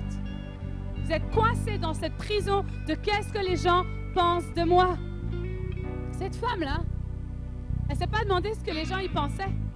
Elle ne s'est pas dit, est-ce que je vais avoir l'air bien? Est-ce que je vais avoir l'air cool? Est-ce que je vais avoir l'air spirituel? Non, non, non, non, non. Cette femme, elle s'est dit, j'ai un besoin et ma solution, c'est Jésus. Et il y en a ici, je sais, vous êtes malade. Vous avez des problèmes dans votre vie. Vous venez ici, vous souriez à tout le monde, mais ça ne va pas dans votre vie. Et vous croyez que sans le montrer à personne, tout va s'arranger. Vous aimeriez vraiment lever les mains. Vous aimeriez vraiment aller dans la rue. Vous aimeriez vraiment crier « Jésus, je t'aime ». Mais la peur de ce que les gens disent vous empêche de recevoir votre bénédiction. Il y a des choses que Dieu veut vous donner, mais il y a des choses que Dieu vous donnera. Quand tu traverses la foule, tu oublies le rejet, tu oublies l'abandon, tu oublies ce que les gens pensent, tu oublies si les gens te critiquent, tu oublies tout. Et tu dis, moi, je cours vers Jésus, je vais enlever tout ce qu'il faut enlever sur mon chemin, je vais m'accrocher à Dieu. Ça, c'est pour toi. Il y en a ici, c'est ce que vous devez faire. Vous devez oublier les problèmes, vous devez oublier ce que les gens ils ont dit, vous devez oublier toutes les prédications que vous avez entendues jusqu'à maintenant et juste vous dire, ce soir, je vais vers Jésus. Et il y en a d'autres, vous êtes comme Jairus. Vous avez eu le ticket gagnant. Vous êtes fiers de vous, vous êtes là samedi soir, c'était pour les jeunes, mais vous êtes quand même venus parce que vous avez faim et soif. Jairus, il avait gagné le ticket. Jésus s'est arrêté vers Jairus. Mais là, Jairus, les gens arrivent vers lui et disent, oublie ça. Jésus est trop occupé, il t'a oublié. Pendant ce temps, la fille de Jairus était morte. Il y en a ici, vous avez cru en Dieu, vous êtes venus, vous venez, vous priez, et il semble que Jésus est en retard. Et il semble que Jésus vous a oublié. Et vous dites, moi, je l'ai déjà fait ça de me lever. J'ai déjà prié, ça c'est pour la dame là. J'ai déjà prié, j'ai déjà cru, j'ai déjà été partout où je pouvais aller pour Jésus. Je me suis déjà avancée, j'ai déjà pleuré dans ma chambre, j'ai déjà abandonné des gens pour Jésus. Pourtant, Dieu n'est pas encore venu m'a pas donné ma percée. Ou c'est pas ce que j'attends, c'est pas ce que j'espérais. Jésus va vers Jairus, dit, ne t'inquiète pas, crois seulement, ta fille vivra. Et j'aimerais vous dire à vous ce soir, ne vous inquiétez pas. Peu importe le nombre de fois que vous avez prié, ce soir peut être votre soir si vous avez faim et soif. Peu importe le nombre de fois où vous avez dit, j'ai essayé, j'ai prié, j'ai demandé, Dieu n'a toujours pas sauvé mon mariage, Dieu m'a toujours pas guéri de ma maladie. J'ai déjà demandé au Saint-Esprit de me remplir, rien ne s'est passé. J'ai déjà voulu aller prier pour les malades, j'ai prié pour les malades, ils ne sont toujours pas guéris. J'ai demandé des bénédictions financières, mais Dieu m'a toujours pas béni financièrement. J'aimerais dire, j'ai vraiment hésité à prêcher cette histoire. Je me suis vraiment dit, je ne suis pas sûre. Jusqu'à ce matin, Dieu m'a parlé, il m'a dit, tu vas la prêcher cette histoire parce qu'il y en a, vous êtes dans cette situation. Il y en a, vous n'avez pas le courage de confronter les gens, de confronter la foule et de braver les épreuves pour vous accrocher à Jésus et toucher son vêtement pour votre guérison, pour votre percée. Et il y en a d'autres ici, vous l'avez fait. Jairus s'est prosterné devant Jésus, il a dit, je t'en supplie. Et rien ne s'est passé. Et vous semblez que Dieu est en retard. Vous voudriez vraiment avoir de la chaleur et trembler et sentir la présence, mais ça ne se passe pas pour vous. Mais j'aimerais vous dire, je ne suis pas ici pour rien, là. Je ne suis pas ici juste parce que j'ai besoin d'être ici. Je n'ai pas besoin d'être ici. Je n'aurais pas besoin d'être là. Je pourrais faire autre chose de ma vie. Mais je suis ici parce que je crois en la puissance de l'Évangile. Je crois que Dieu est le Dieu de miracles. Et je crois que si on croit en lui, la puissance de Dieu va se manifester. Je vais vous dire, je crois qu'il y a un réveil en Abitibi. Je crois qu'il y a un réveil qui veut venir. Je crois vraiment. Je crois vraiment, j'entendais les gens dire « Pourquoi tu vas dans le bois? Il n'y a rien en Abitibi. » Mais Dieu me disait « Non, c'est pas mes paroles pour l'Abitibi. Il y a quelque chose en Abitibi. » Et je crois et je prophétise que les gens, ils vont dire « Dans le bois là-bas, il y a quelque chose. » Il y a un réveil qui se passe en Abitibi. Et le réveil, il vient au travers de vous, pas au travers de moi. Votre foi, votre prière, votre croyance, parce que vous allez croire, vous allez voir la gloire de Dieu. Seigneur Jésus, j'aimerais qu'on chante, tu es le Dieu de miracles. On va chanter ce chant. Oui, je crois en toi, tu es le Dieu de miracles. Et je crois que Dieu vous a amené à un niveau. Chantez, croyez ce que vous chantez. Et pour les jeunes ici, il n'y avait aucune chance que je sois ici. J'étais destinée à mourir en hôpital psychiatrique. Pour tout le monde, j'étais cette fille-là. Pour tout le monde, j'étais cette alcoolique qui n'arrive pas à se gérer. Pour tout le monde, j'étais la pire de ma ville. J'étais la plus jeune et j'étais la pire. Et Dieu, il a fait de moi une femme qui prie, qui prêche. Pour les parents ici, que vos enfants ne servent pas Dieu. Je suis ici, c'est parce que mon père, il a prié. N'abandonnez pas de prier. J'aimerais dire au monsieur en rouge, il y a des choses à l'intérieur de toi que Dieu dit, n'abandonne pas. Tu es un homme puissant. Je sens qu'il y a des choses qui ont essayé je le sens, là, il y a des choses qui ont essayé de te décourager. Puis tu es un homme fort, puis tu t'es toujours battu dans la vie. Je ne sais pas c'est quoi, mais il y a des choses qui t'ont découragé. Il y a des choses qui ont essayé de t'attaquer, qui sont venues malgré toi. Et je sens que Dieu, il dit, non, n'abandonne pas. Alors que tu as envie d'abandonner, n'abandonne pas. N'abandonne pas, continue, perce, prie, prêche. Vas-y, sers Dieu. Continue à te mettre à part, n'abandonne pas, lâche pas prise. Lâche pas prise. Wow. Seigneur Jésus, on libère l'onction prophétique. Vous pouvez commencer à chanter ça.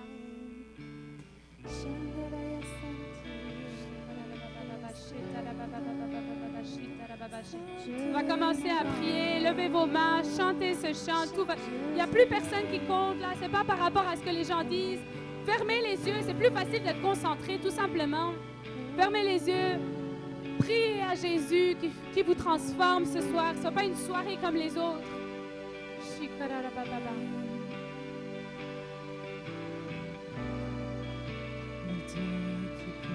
Rendre la vie est présent tout. Allez-y, chantez, c'est un moment important. Il y a une onction ce soir. Le Dieu qui peut nous faire entendre. Croyez-le ce soir. Apaiser toutes mes craintes. Apaiser toutes mes craintes. Je crois en toi. Je crois en toi. Tu es le Dieu de miracles. Chantez ça, on croit en lui avec autorité. Je crois en toi. Allez-y. Oui, je crois en toi. Chantez plus fort votre voix, il faut entendre votre voix. Tu es le Dieu de miracles.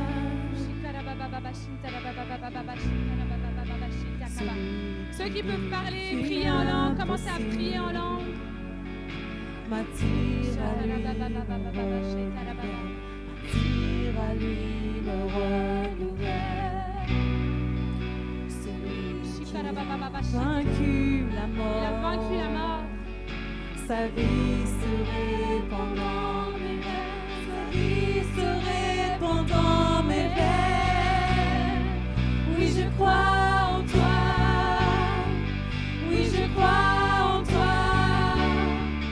Tu es le Dieu de miracles. Chantez-le sur votre situation. Déclarez. Oui, je crois en toi. Oui, je crois en toi. Tu es le Dieu de miracles. Chantez-le, chantez-le. Oui, je crois en toi. Oui, je crois en toi. Tu es le Dieu de miracles. Yes! Oui, je crois en toi. Oui, je crois en toi. Tu es le Dieu de miracles. Liberté dans cet endroit, une liberté. Dieu, oui, Dieu et qui sera. Alléluia.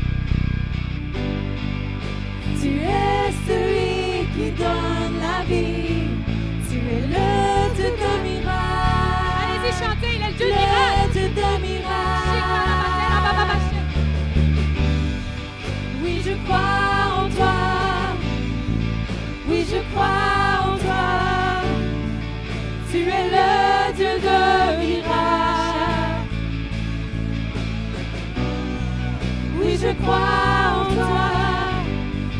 Oui, je crois en toi. Tu es le Dieu de miracles. Oui, je crois en toi. Oui, je crois en toi. Tu es le Dieu de miracles. Oui, je crois en toi. Oui, je crois en toi. Tu es le Dieu de miracles. Je sens vraiment ce soir qu'il y a une onction de guérison. Je sens que Dieu veut guérir les gens qui ont des problèmes aux yeux. Beaucoup d'entre vous, arrêtez pas de prier. Il y en a beaucoup d'entre vous qui sont en train de pleurer, que Dieu est en train de faire des choses. Dans un instant, je vais vous demander de pousser les regards des autres, de venir devant. Si vous avez déjà envie de venir devant, vous pouvez venir devant. Ça m'a envie de lever les bras, lever les bras. Vous voyez, dans la maison du Seigneur, il devrait y avoir la liberté. Si moi, j'amène les non-chrétiens, je veux qu'ils se sentent libres. Il y a la liberté. Tu peux chanter, tu peux danser, tu peux sauter, c'est la liberté. Là où est l'Esprit du Seigneur, il y a la liberté. Tu peux faire ce que tu veux. Dieu est en train de guérir les gens qui ont des problèmes aux yeux. Il y a des gens ici, vous avez des problèmes aux yeux. C'est comme si il y a quelque chose qui bouge. Il y a quelques semaines, il y en a un, il vient vers moi. Il me dit, Cindy, on raconte que tu es une prophète. J'ai dit non. Il me dit, est-ce que tu peux m'enseigner un peu sur naturel? J'ai dit non, pas ce soir. J'étais fatiguée. J'ai dit pas ce soir. Le Seigneur me parle. Il me donne une parole de connaissance. J'ai senti qu'il avait des tensions dans l'œil. Et ça lui faisait des énormes migraines. Je dis, toi et ta mère, vous avez des problèmes aux yeux. Et je dis, ça te fait tellement mal, ça fait des migraines. Il me regarde, il commence à pleurer. Il dit, comment tu sais? J'ai dit, tu m'as demandé si Dieu il lui parlait. Dieu parle, voilà ta formation. J'étais dans une église une fois et tout le monde était sceptique. Il y avait un vieux monsieur à l'arrière qui était très sceptique. Et Dieu m'a montré une vision. Il m'a dit, il y a quelqu'un ici, il a une scoliose. Et Dieu veut guérir le dos. J'ai appelé ce monsieur, j'ai dit, je sais que toi là-bas, tu as une scoliose et tu as une jambe plus courte que l'autre. Et il souriait pas, il dit rien. J'ai dit, Dieu va faire quelque chose avec toi. Il dit, je ne peux pas me lever plus de quelques secondes.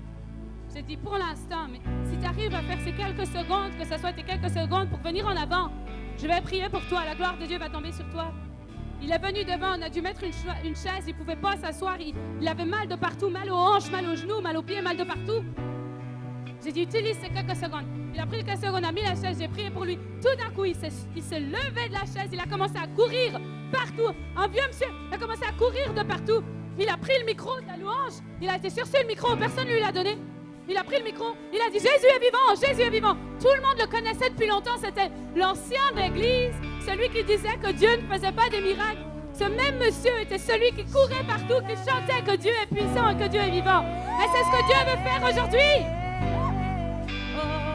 Chantons-le. Chantons.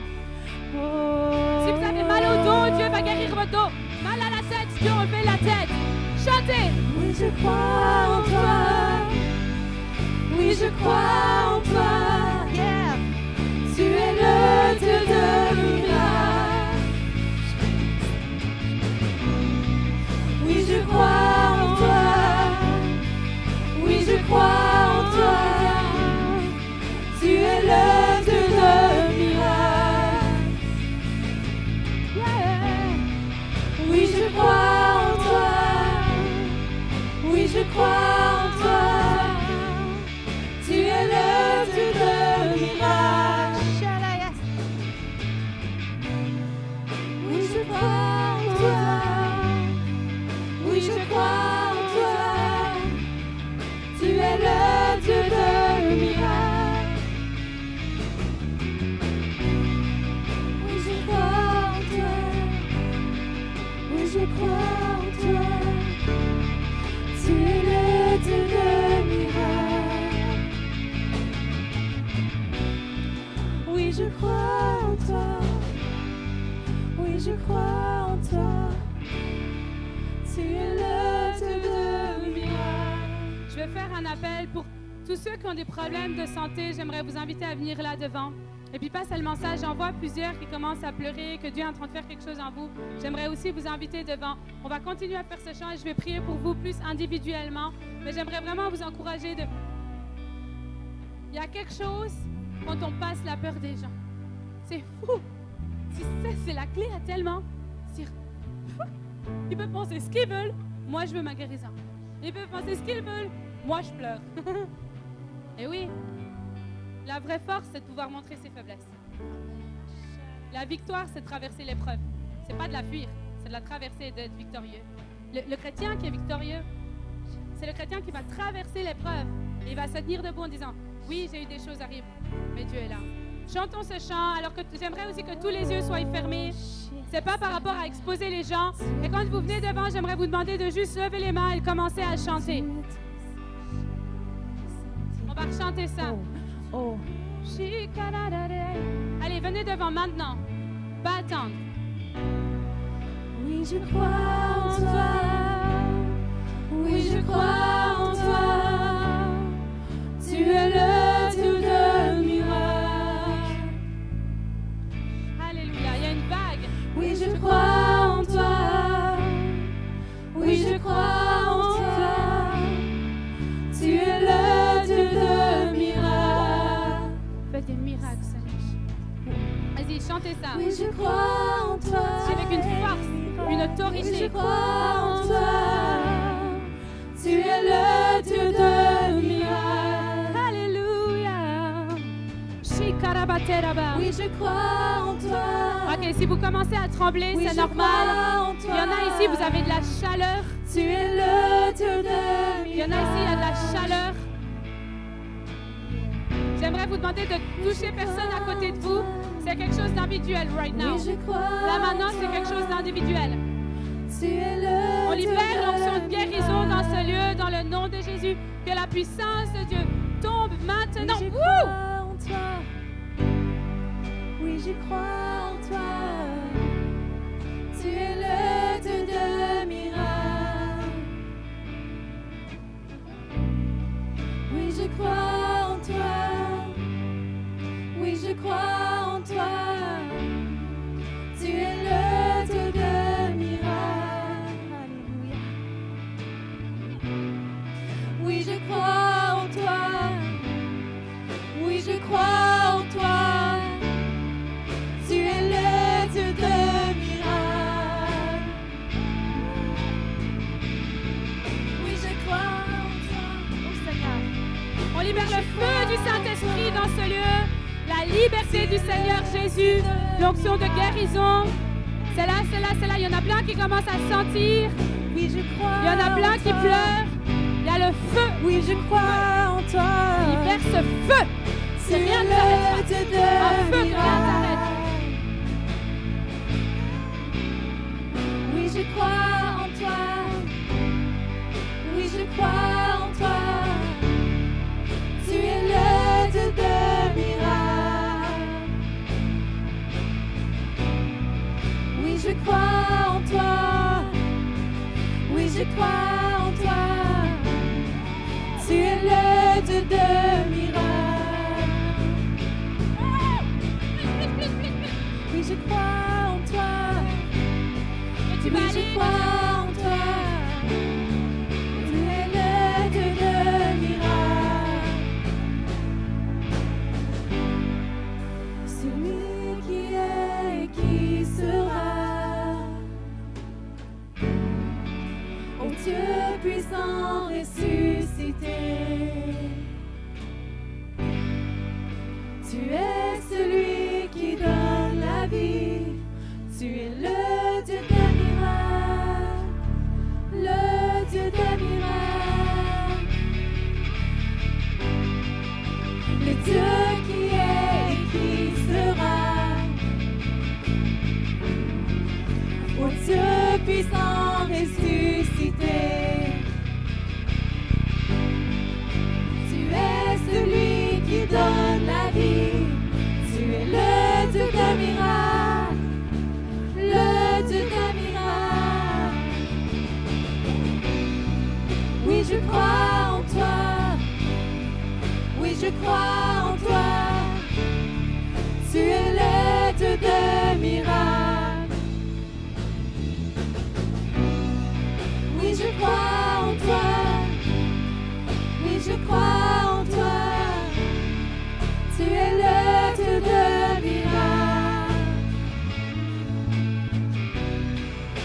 je crois en toi.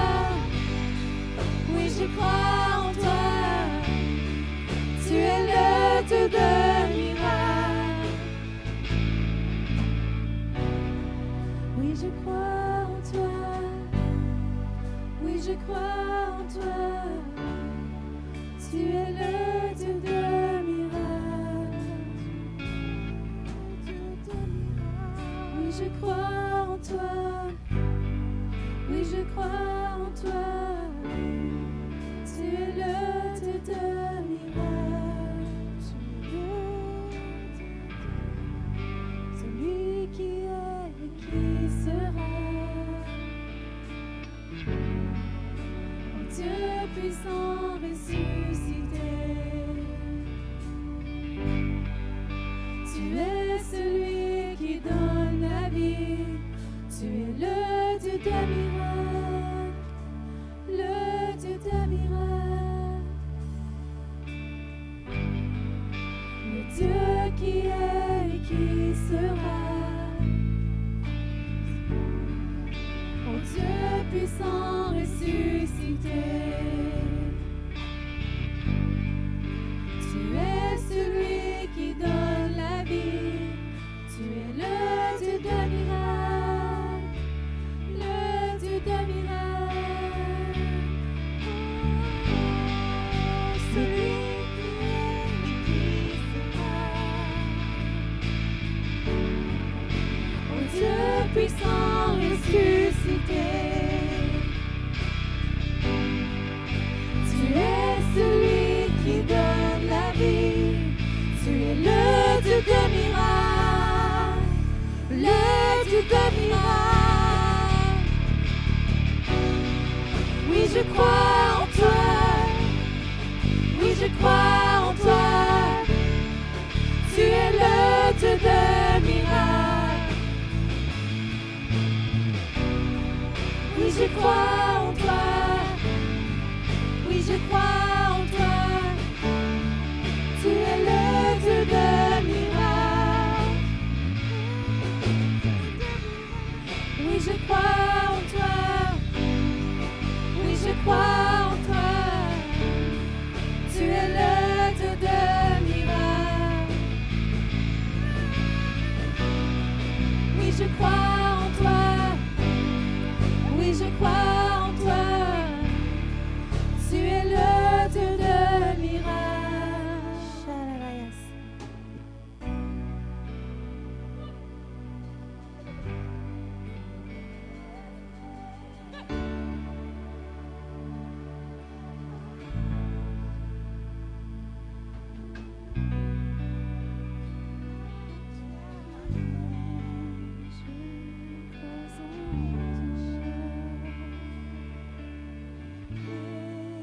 Recevons ce soir,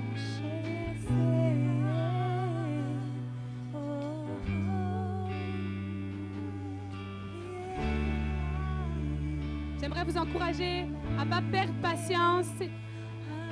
Demain, je veux prêcher sur ça, mais il y a quelque chose que Dieu donne seulement pour ceux qui attendent. Seulement pour ceux qui ne sont pas pressés. Seulement pour ceux qui... Je l'ai en anglais. Oui, qui se posent et qui disent, Dieu, quand tu veux, me fais quelque chose. Il y en a ici, je sais, vous commencez à toucher. Il y a quelque chose, il y a une vague. Il y a une vague, j'aimerais vous encourager. Si peut-être Caro, t'es en chant prophétique ou... changez pas le... Ouais, changez rien là. Je veux juste qu'elle chante prophétiquement. Tu vois, Caro là, c'est ton peuple. Tu sais, c'est là où tu es venu, puis tu portes quelque chose. Chante, libère ce qu'il y a à l'intérieur de toi. Alors qu'elle va chanter, il y en a ici, vous allez encore plus pleurer. Il y en a beaucoup qui pleurent ici. Mais je sens que Dieu est en train en fait de vous appeler. Des fois, quand on est appelé par Dieu, on pleure parce que ça vient nous toucher. Alors retenez pas, n'ayez pas peur.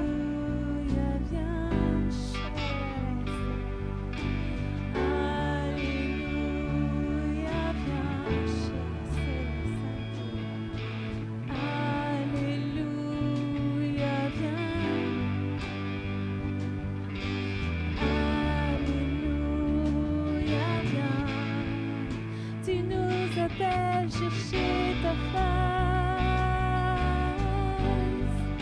nous répondons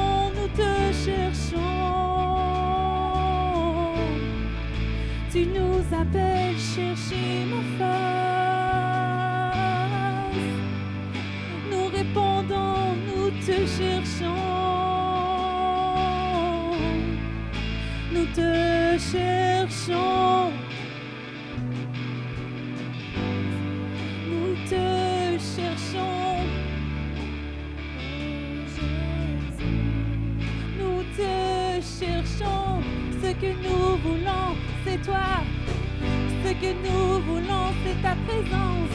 Ce que nous voulons, c'est ton esprit. Ce que nous voulons, c'est ton amour.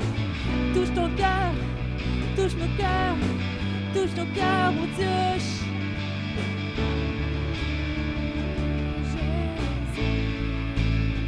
Nous cherchons ta face. Nous cherchons ta face. Nous cherchons ta face.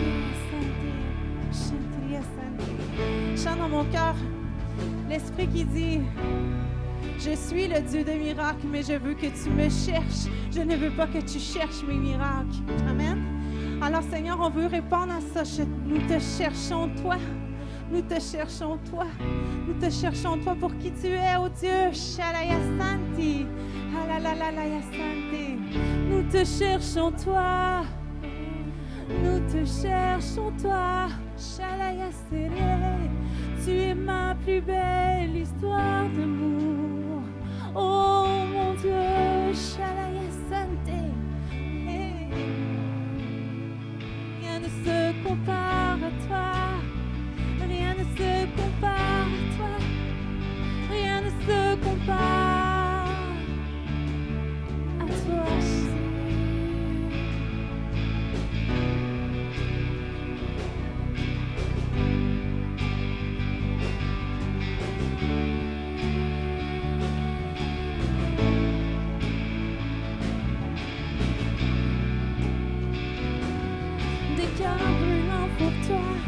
Des cœurs brûlants pour toi, Jésus. Hey, hey, oh, oh, hey, hey, Jésus. Il y a tellement plus en ta présence que tout ce que je peux penser ou imaginer. Il y a tellement plus dans ta présence que tout ce que je peux penser ou imaginer. Oh. Il y a la paix, il y a l'amour, il y a la joie, il y a l'onction, il y a l'esprit, il y a la vie, il y a la vue, il y a l'ouïe, il y a tout ce que j'ai besoin. Il y a tout ce que j'ai besoin. Il y a tout dans ta présence, oh Dieu. Hey.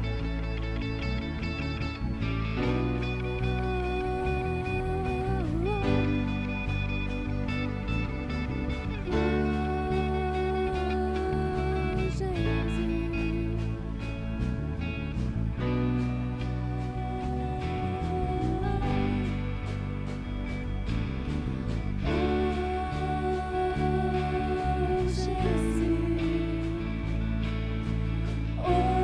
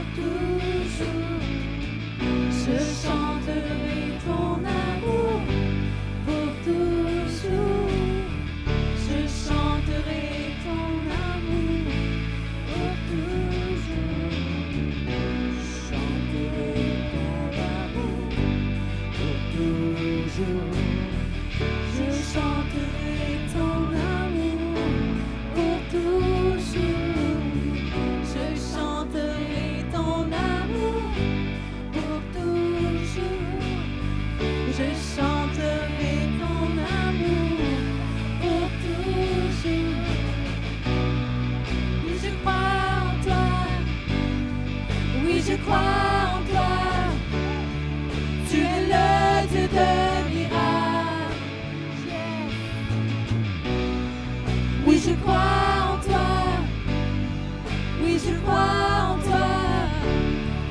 Tu es le Dieu de miracles. Oui, je crois en toi. Oui, je crois en toi. Tu es le Dieu de miracles.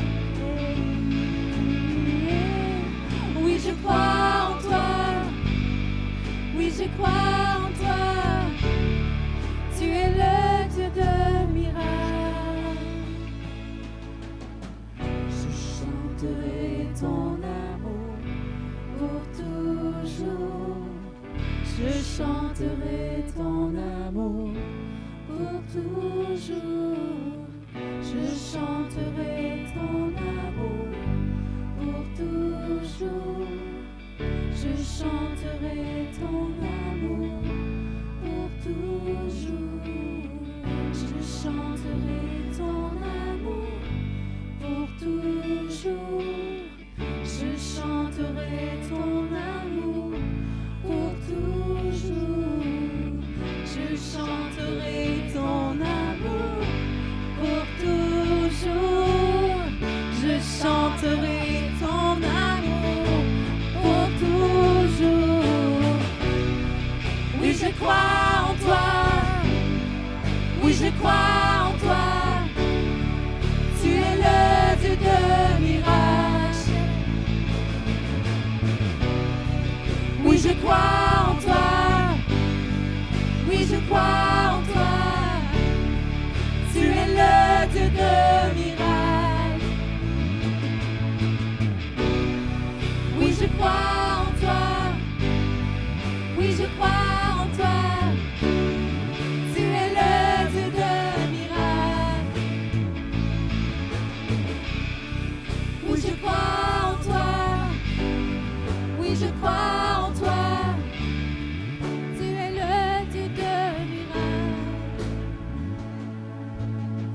Je chanterai ton amour. On va chanter ça doucement. Pour toujours. Que c'est comme quelque chose qu'on dit à une alliance.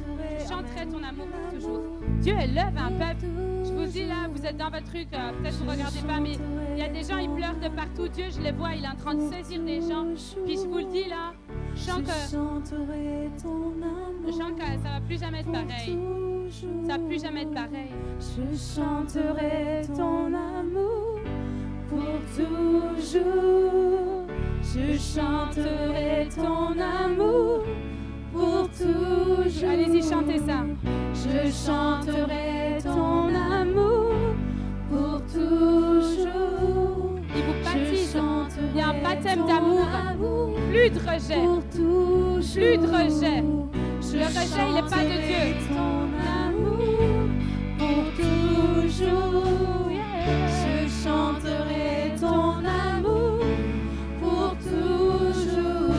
Juste cette Je phrase. chanterai ton amour pour toujours. Je chanterai ton amour. Allez-y, on va chanter ça dans le calme.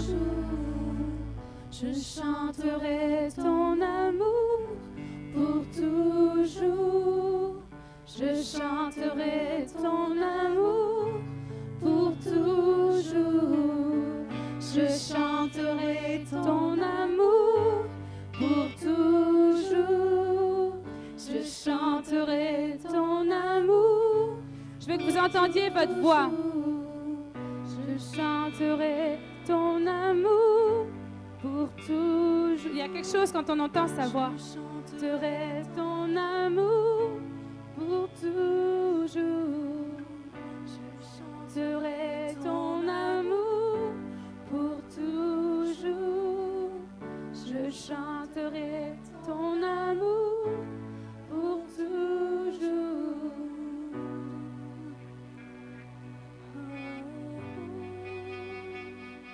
Je chanterai ton amour. Je chanterai ton amour.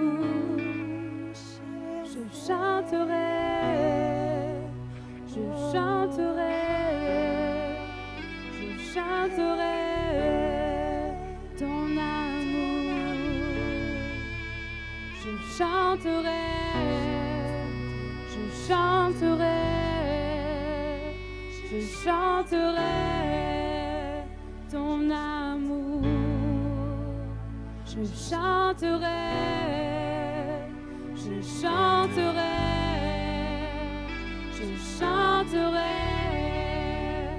ton amour. Je chanterai, je chanterai, je chanterai ton amour. Allez-y, chantez ça. Je chanterai, je chanterai, je chanterai ton amour. Je chanterai, je chanterai,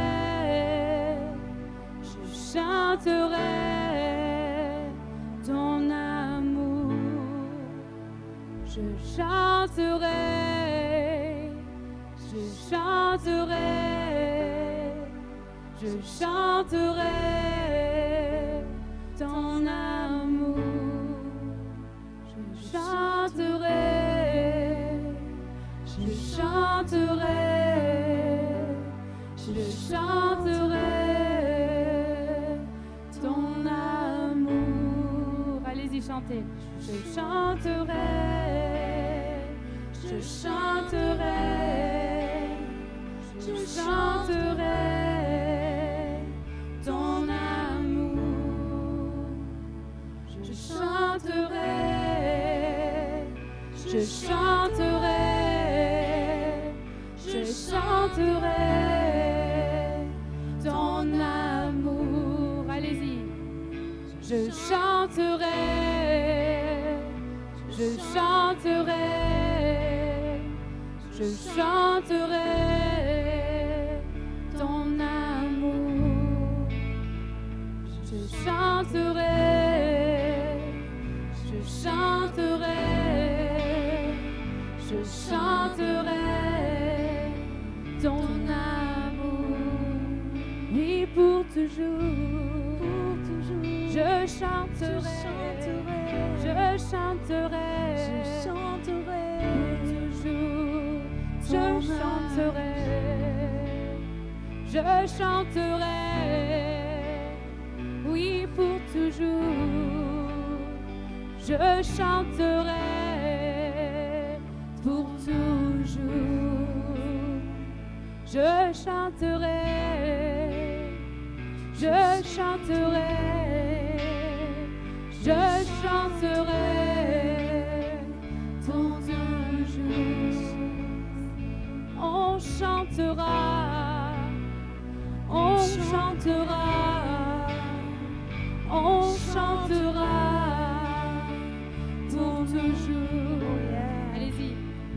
On chantera, on chantera, on chantera pour toujours.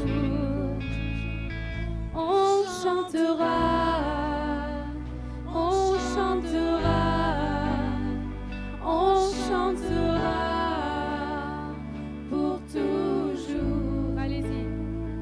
On chantera, on chantera, on chantera pour toujours. On chantera, on chantera, on chantera pour toujours. Même dans la mort, je chanterai. Dans la souffrance, je chanterai. Même dans les ténèbres, je chanterai. Je chanterai pour toujours.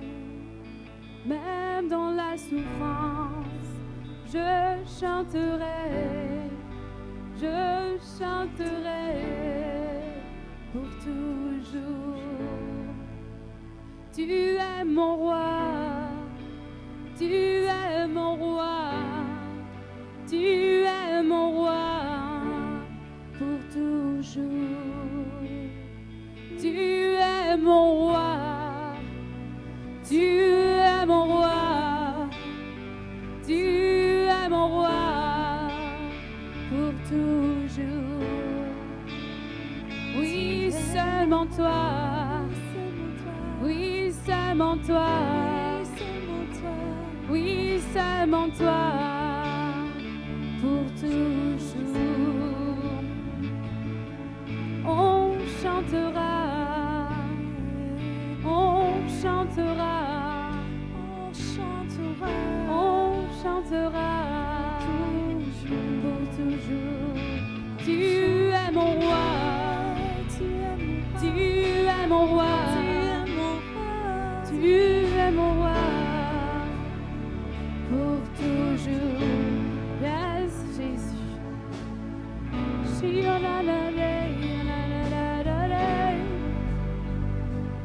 Là, c'est une autre quelque chose de nouveau qui arrive, voyez?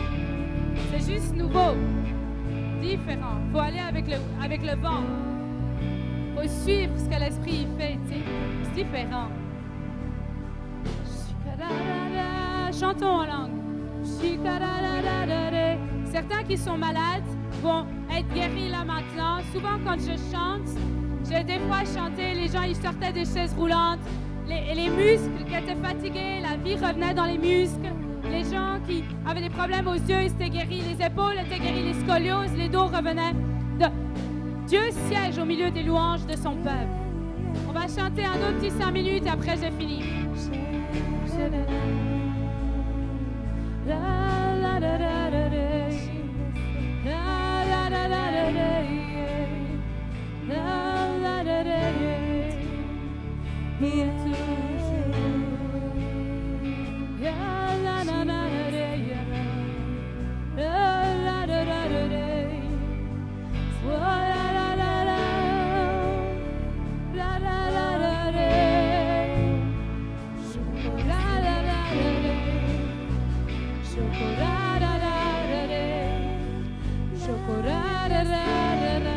C'est un chant qui s'élève dans ton esprit. Retiens-le pas, laisse-le sortir. Laisse sortir ce chant nouveau qui vient. Ouvre ta bouche. C'est un chant nouveau. Chantez ce que dans votre cœur, comme elle a dit. Le Dieu de la vie, le Dieu de la vie, le Dieu de la vie. Oh.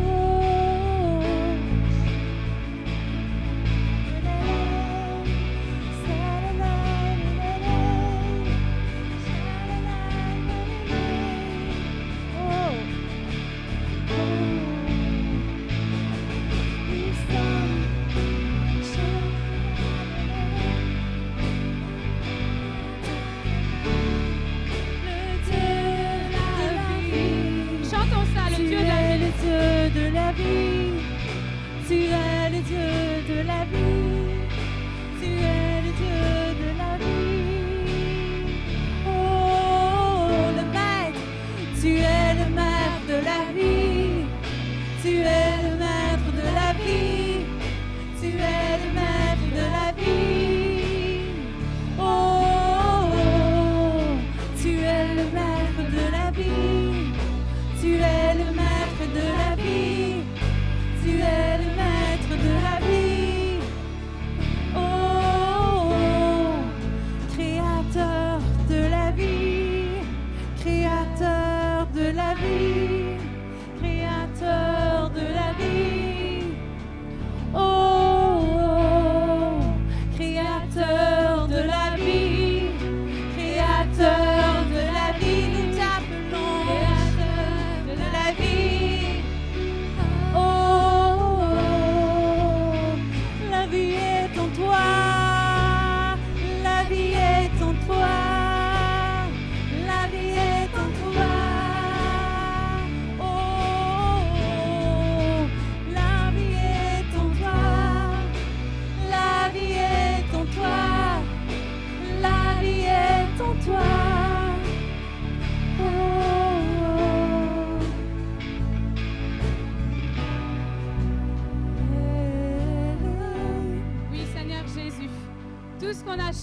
ce soir, tout ce que moi j'ai dit ce soir, je crois en toi.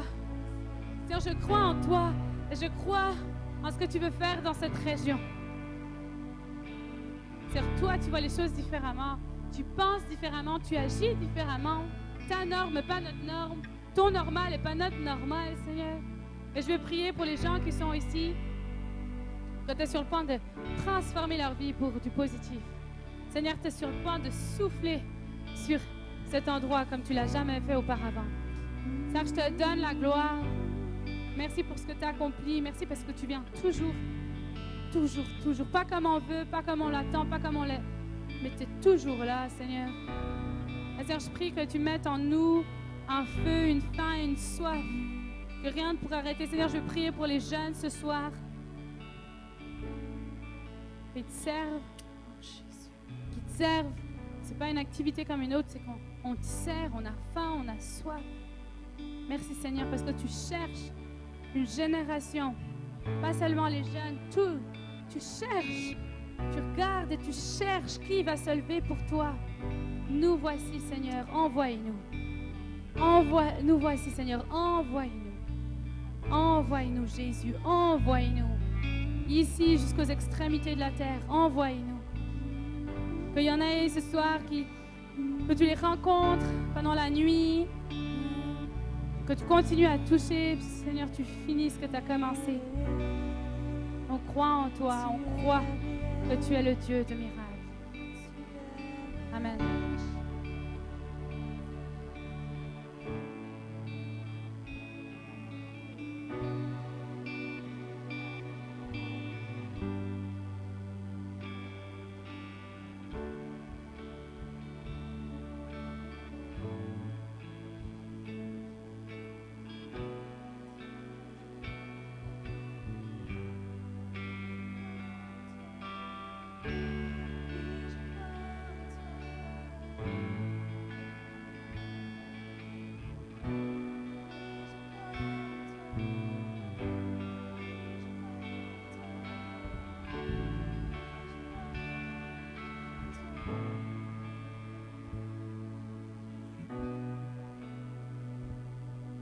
Yes. Vous êtes libre de rester là aussi longtemps que vous voudrez, à l'endroit où vous êtes. Vous pouvez continuer à louer Dieu, prier, puis chercher sa face. Vous êtes les bienvenus demain. On a une autre réunion demain à 10h. Vous êtes les bienvenus à venir. J'ai juste vraiment l'impression que quelqu'un qui a des problèmes au ventre et à l'estomac. Je voulais juste la libérer. Je demandais si j'avais vraiment fini ou si c'était quelque chose d'autre. Je pense à juste deux choses. Je pense vraiment qu'il y en a qui ont mal au ventre, mal à l'estomac. Ça fait comme des brûlures d'estomac. C'est qui? Vous? Il sourit, tu sais. Qui d'autre a des problèmes d'estomac? C'est comme des brûlures, vous voyez? Oui, qui d'autre? Oui. Qui d'autre? Ça brûle, ça fait mal. Est-ce qu'il y a quelqu'un d'autre? J'ai l'impression qu'il y a quelqu'un d'autre. Est-ce qu'il y a quelqu'un d'autre? Ok, on va y aller avec ça. Ah, ok, je vous laisse en tâche, je dirais où? Ok, Seigneur, on veut juste prier pour... Si vous avez des problèmes d'estomac, juste mettez la main. Juste prier pour vous. Seigneur, on veut juste prier pour tous les problèmes d'estomac, de digestion, indigestion. Peu importe, Seigneur, on veut juste libérer la puissance de guérison maintenant dans le nom de Jésus. Merci, Seigneur, parce que tu guéris encore aujourd'hui. Et on libère la puissance de guérison sur les estomacs, sur les ventres, que toute douleur disparaisse. Merci, Seigneur, pour les miracles que tu fais aussi. J'ai une parole pour la dame, là, oui. Est-ce que tu arrives à te lever? Moi, je te l'ai dit en privé, mais j'ai quand même l'impression que je vais le dire en public. Je te voyais comme une Déborah qui allait se lever et qui allait parler et qui allait amener tout un peuple au salut. Je pense que Dieu veut t'utiliser comme une femme de prière, comme une femme qui prophétise pour les gens autour de toi. Je te voyais te lever et de devenir une Déborah pour ton temps. Et je voulais juste le dire publiquement aussi. Tu sais, des fois, il y a un impact quand on le dit en public. Et que tu es une femme vraiment courageuse, une femme de prière qui a vraiment cherché la face du Seigneur pendant longtemps. Et je pense que Dieu veut te récompenser et te donner le fruit de tes prières. Parce que tu l'as attendu, puis tu n'as jamais perdu espoir. L'amour espère toujours. Aussi, juste pour quelques jeunes, parce que je leur ai déjà dit en privé, mais je sens que quelque chose en public, pour toi, là, je t'ai dit, je sens que, je lui disais en privé que je sens qu'elle a une forte personnalité, puis t'as une forte personnalité, puis t'es une battante, t'es une courageuse, puis je sens que Dieu veut mixer ce côté, c'est genre femme forte, femme persévérance avec ton côté sensible aussi, tu sais. Je sens que ça va être un très beau mix, puis au-delà de ça, je sens que les gens vont te suivre vraiment beaucoup. Je sais pas qu'est-ce que tu vas faire, mais je vois que les gens, ils ont envie d'être avec toi, ils ont envie d'être autour de toi, que quand toi, tu es là, ça change la pièce. Tu sais, il y en a, des fois, ils disent « Ah, moi, je suis là, ça change rien. » Puis non, tu sais, ça, c'est un mensonge de l'ennemi. Genre, tout le monde a le potentiel de changer les gens autour d'eux et d'amener quelque chose. Puis je pense vraiment que tu vas rentrer dans une saison où tu vas réaliser ton potentiel de leader et ton potentiel de leadership. Puis tu vas te dire « Waouh, je savais juste pas que ça, c'était qui j'étais appelée à être. » Puis je voyais que Dieu, il allait t'amener dans des endroits, tu allais faire des choses que tu n'avais vraiment aucune idée que tu étais capable de faire. Puis j'ai une parole aussi pour celui qui a bien en t-shirt vert. Oui, toi, je te voyais vraiment amener l'Évangile aux non-croyants, en fait. Puis je te voyais quasiment genre crier l'Évangile dans des endroits, dans des lieux publics. Puis les gens, ils disaient « Mais t'es fou, t'es trop extrême. » Tu sais, ils ne comprenaient pas ce que tu faisais. Mais je voyais qu'alors que tu le faisais, il y avait vraiment la présence de Dieu qui venait, puis ça te faisait justice. Puis aussi, je pense qu'il va vraiment y avoir de la joie dans ta vie. Tu sais. Je crois que Dieu veut vraiment amener de la joie dans ta vie et t'amener de l'espoir et veut t'amener la direction où tu dois aller. Tu sais. Puis tu vas servir Dieu, mais tu vas être tellement heureux. Il a vraiment des plus bonnes choses que ce que tu imagines, vraiment.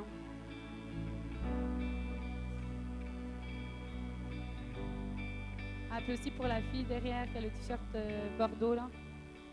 Toi, je pense que tu as vraiment quelque chose, je ne sais pas si tu chantes, si tu es dans la louange, est-ce que tu fais ça du tout, hein? Mais je sentais qu'il y avait une percée pour l'adoration, pour la louange. Je pense pas seulement ça, je pense que tu vas amener les autres à louer et à chercher Dieu. Puis je sais pas si tu as un côté aventurière. Elle sourit. Oui. Ben, je te voyais genre partir en aventure pour Dieu. Et puis, je te voyais aller dans des endroits, tu sais, puis tu allais conquérir. Je pense qu'il y a un côté conquérant en toi où tu veux conquérir, tu vas gagner du terrain. Puis c'est ce que je voyais que vous êtes en train de gagner du terrain. Tu sais, comme... mais tu sais, je te voyais quasiment avec un sac à dos, tu sais, puis genre marcher, puis... Je pense que Dieu, il va t'équiper de choses pour que tu puisses marcher, puis que tu puisses conquérir les endroits qu'il faut que tu puisses conquérir. Bon, après, je pourrais plus prophétiser, mais je crois que ça, je vais.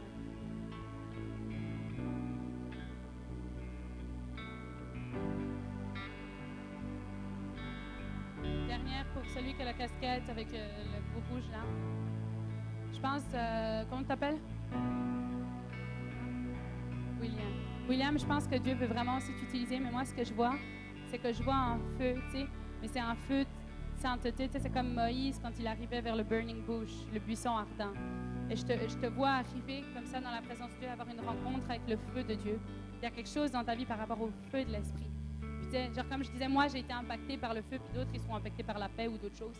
Mais je sens quelque chose au niveau du feu de l'esprit, que Dieu veut mettre un feu, puis que tu vas t'approcher du feu de Dieu, puis tu vas pas brûler, ça va pas se consumer. Puis je crois que c'est ce que Dieu veut faire avec toi, que tu vas arriver vers la présence de Dieu, puis ça va se renouveler à chaque fois. Tu sais, ce que tu expérimentes, c'est pas une chose d'une fois, mais c'est toujours, c'est continu. Seigneur, on te remercie pour ta présence. Amen.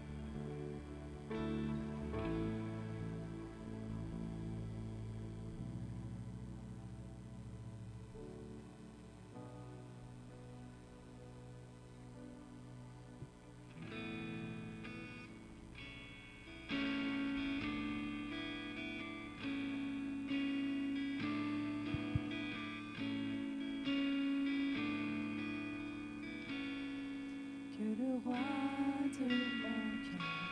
Sois la montagne où je cours.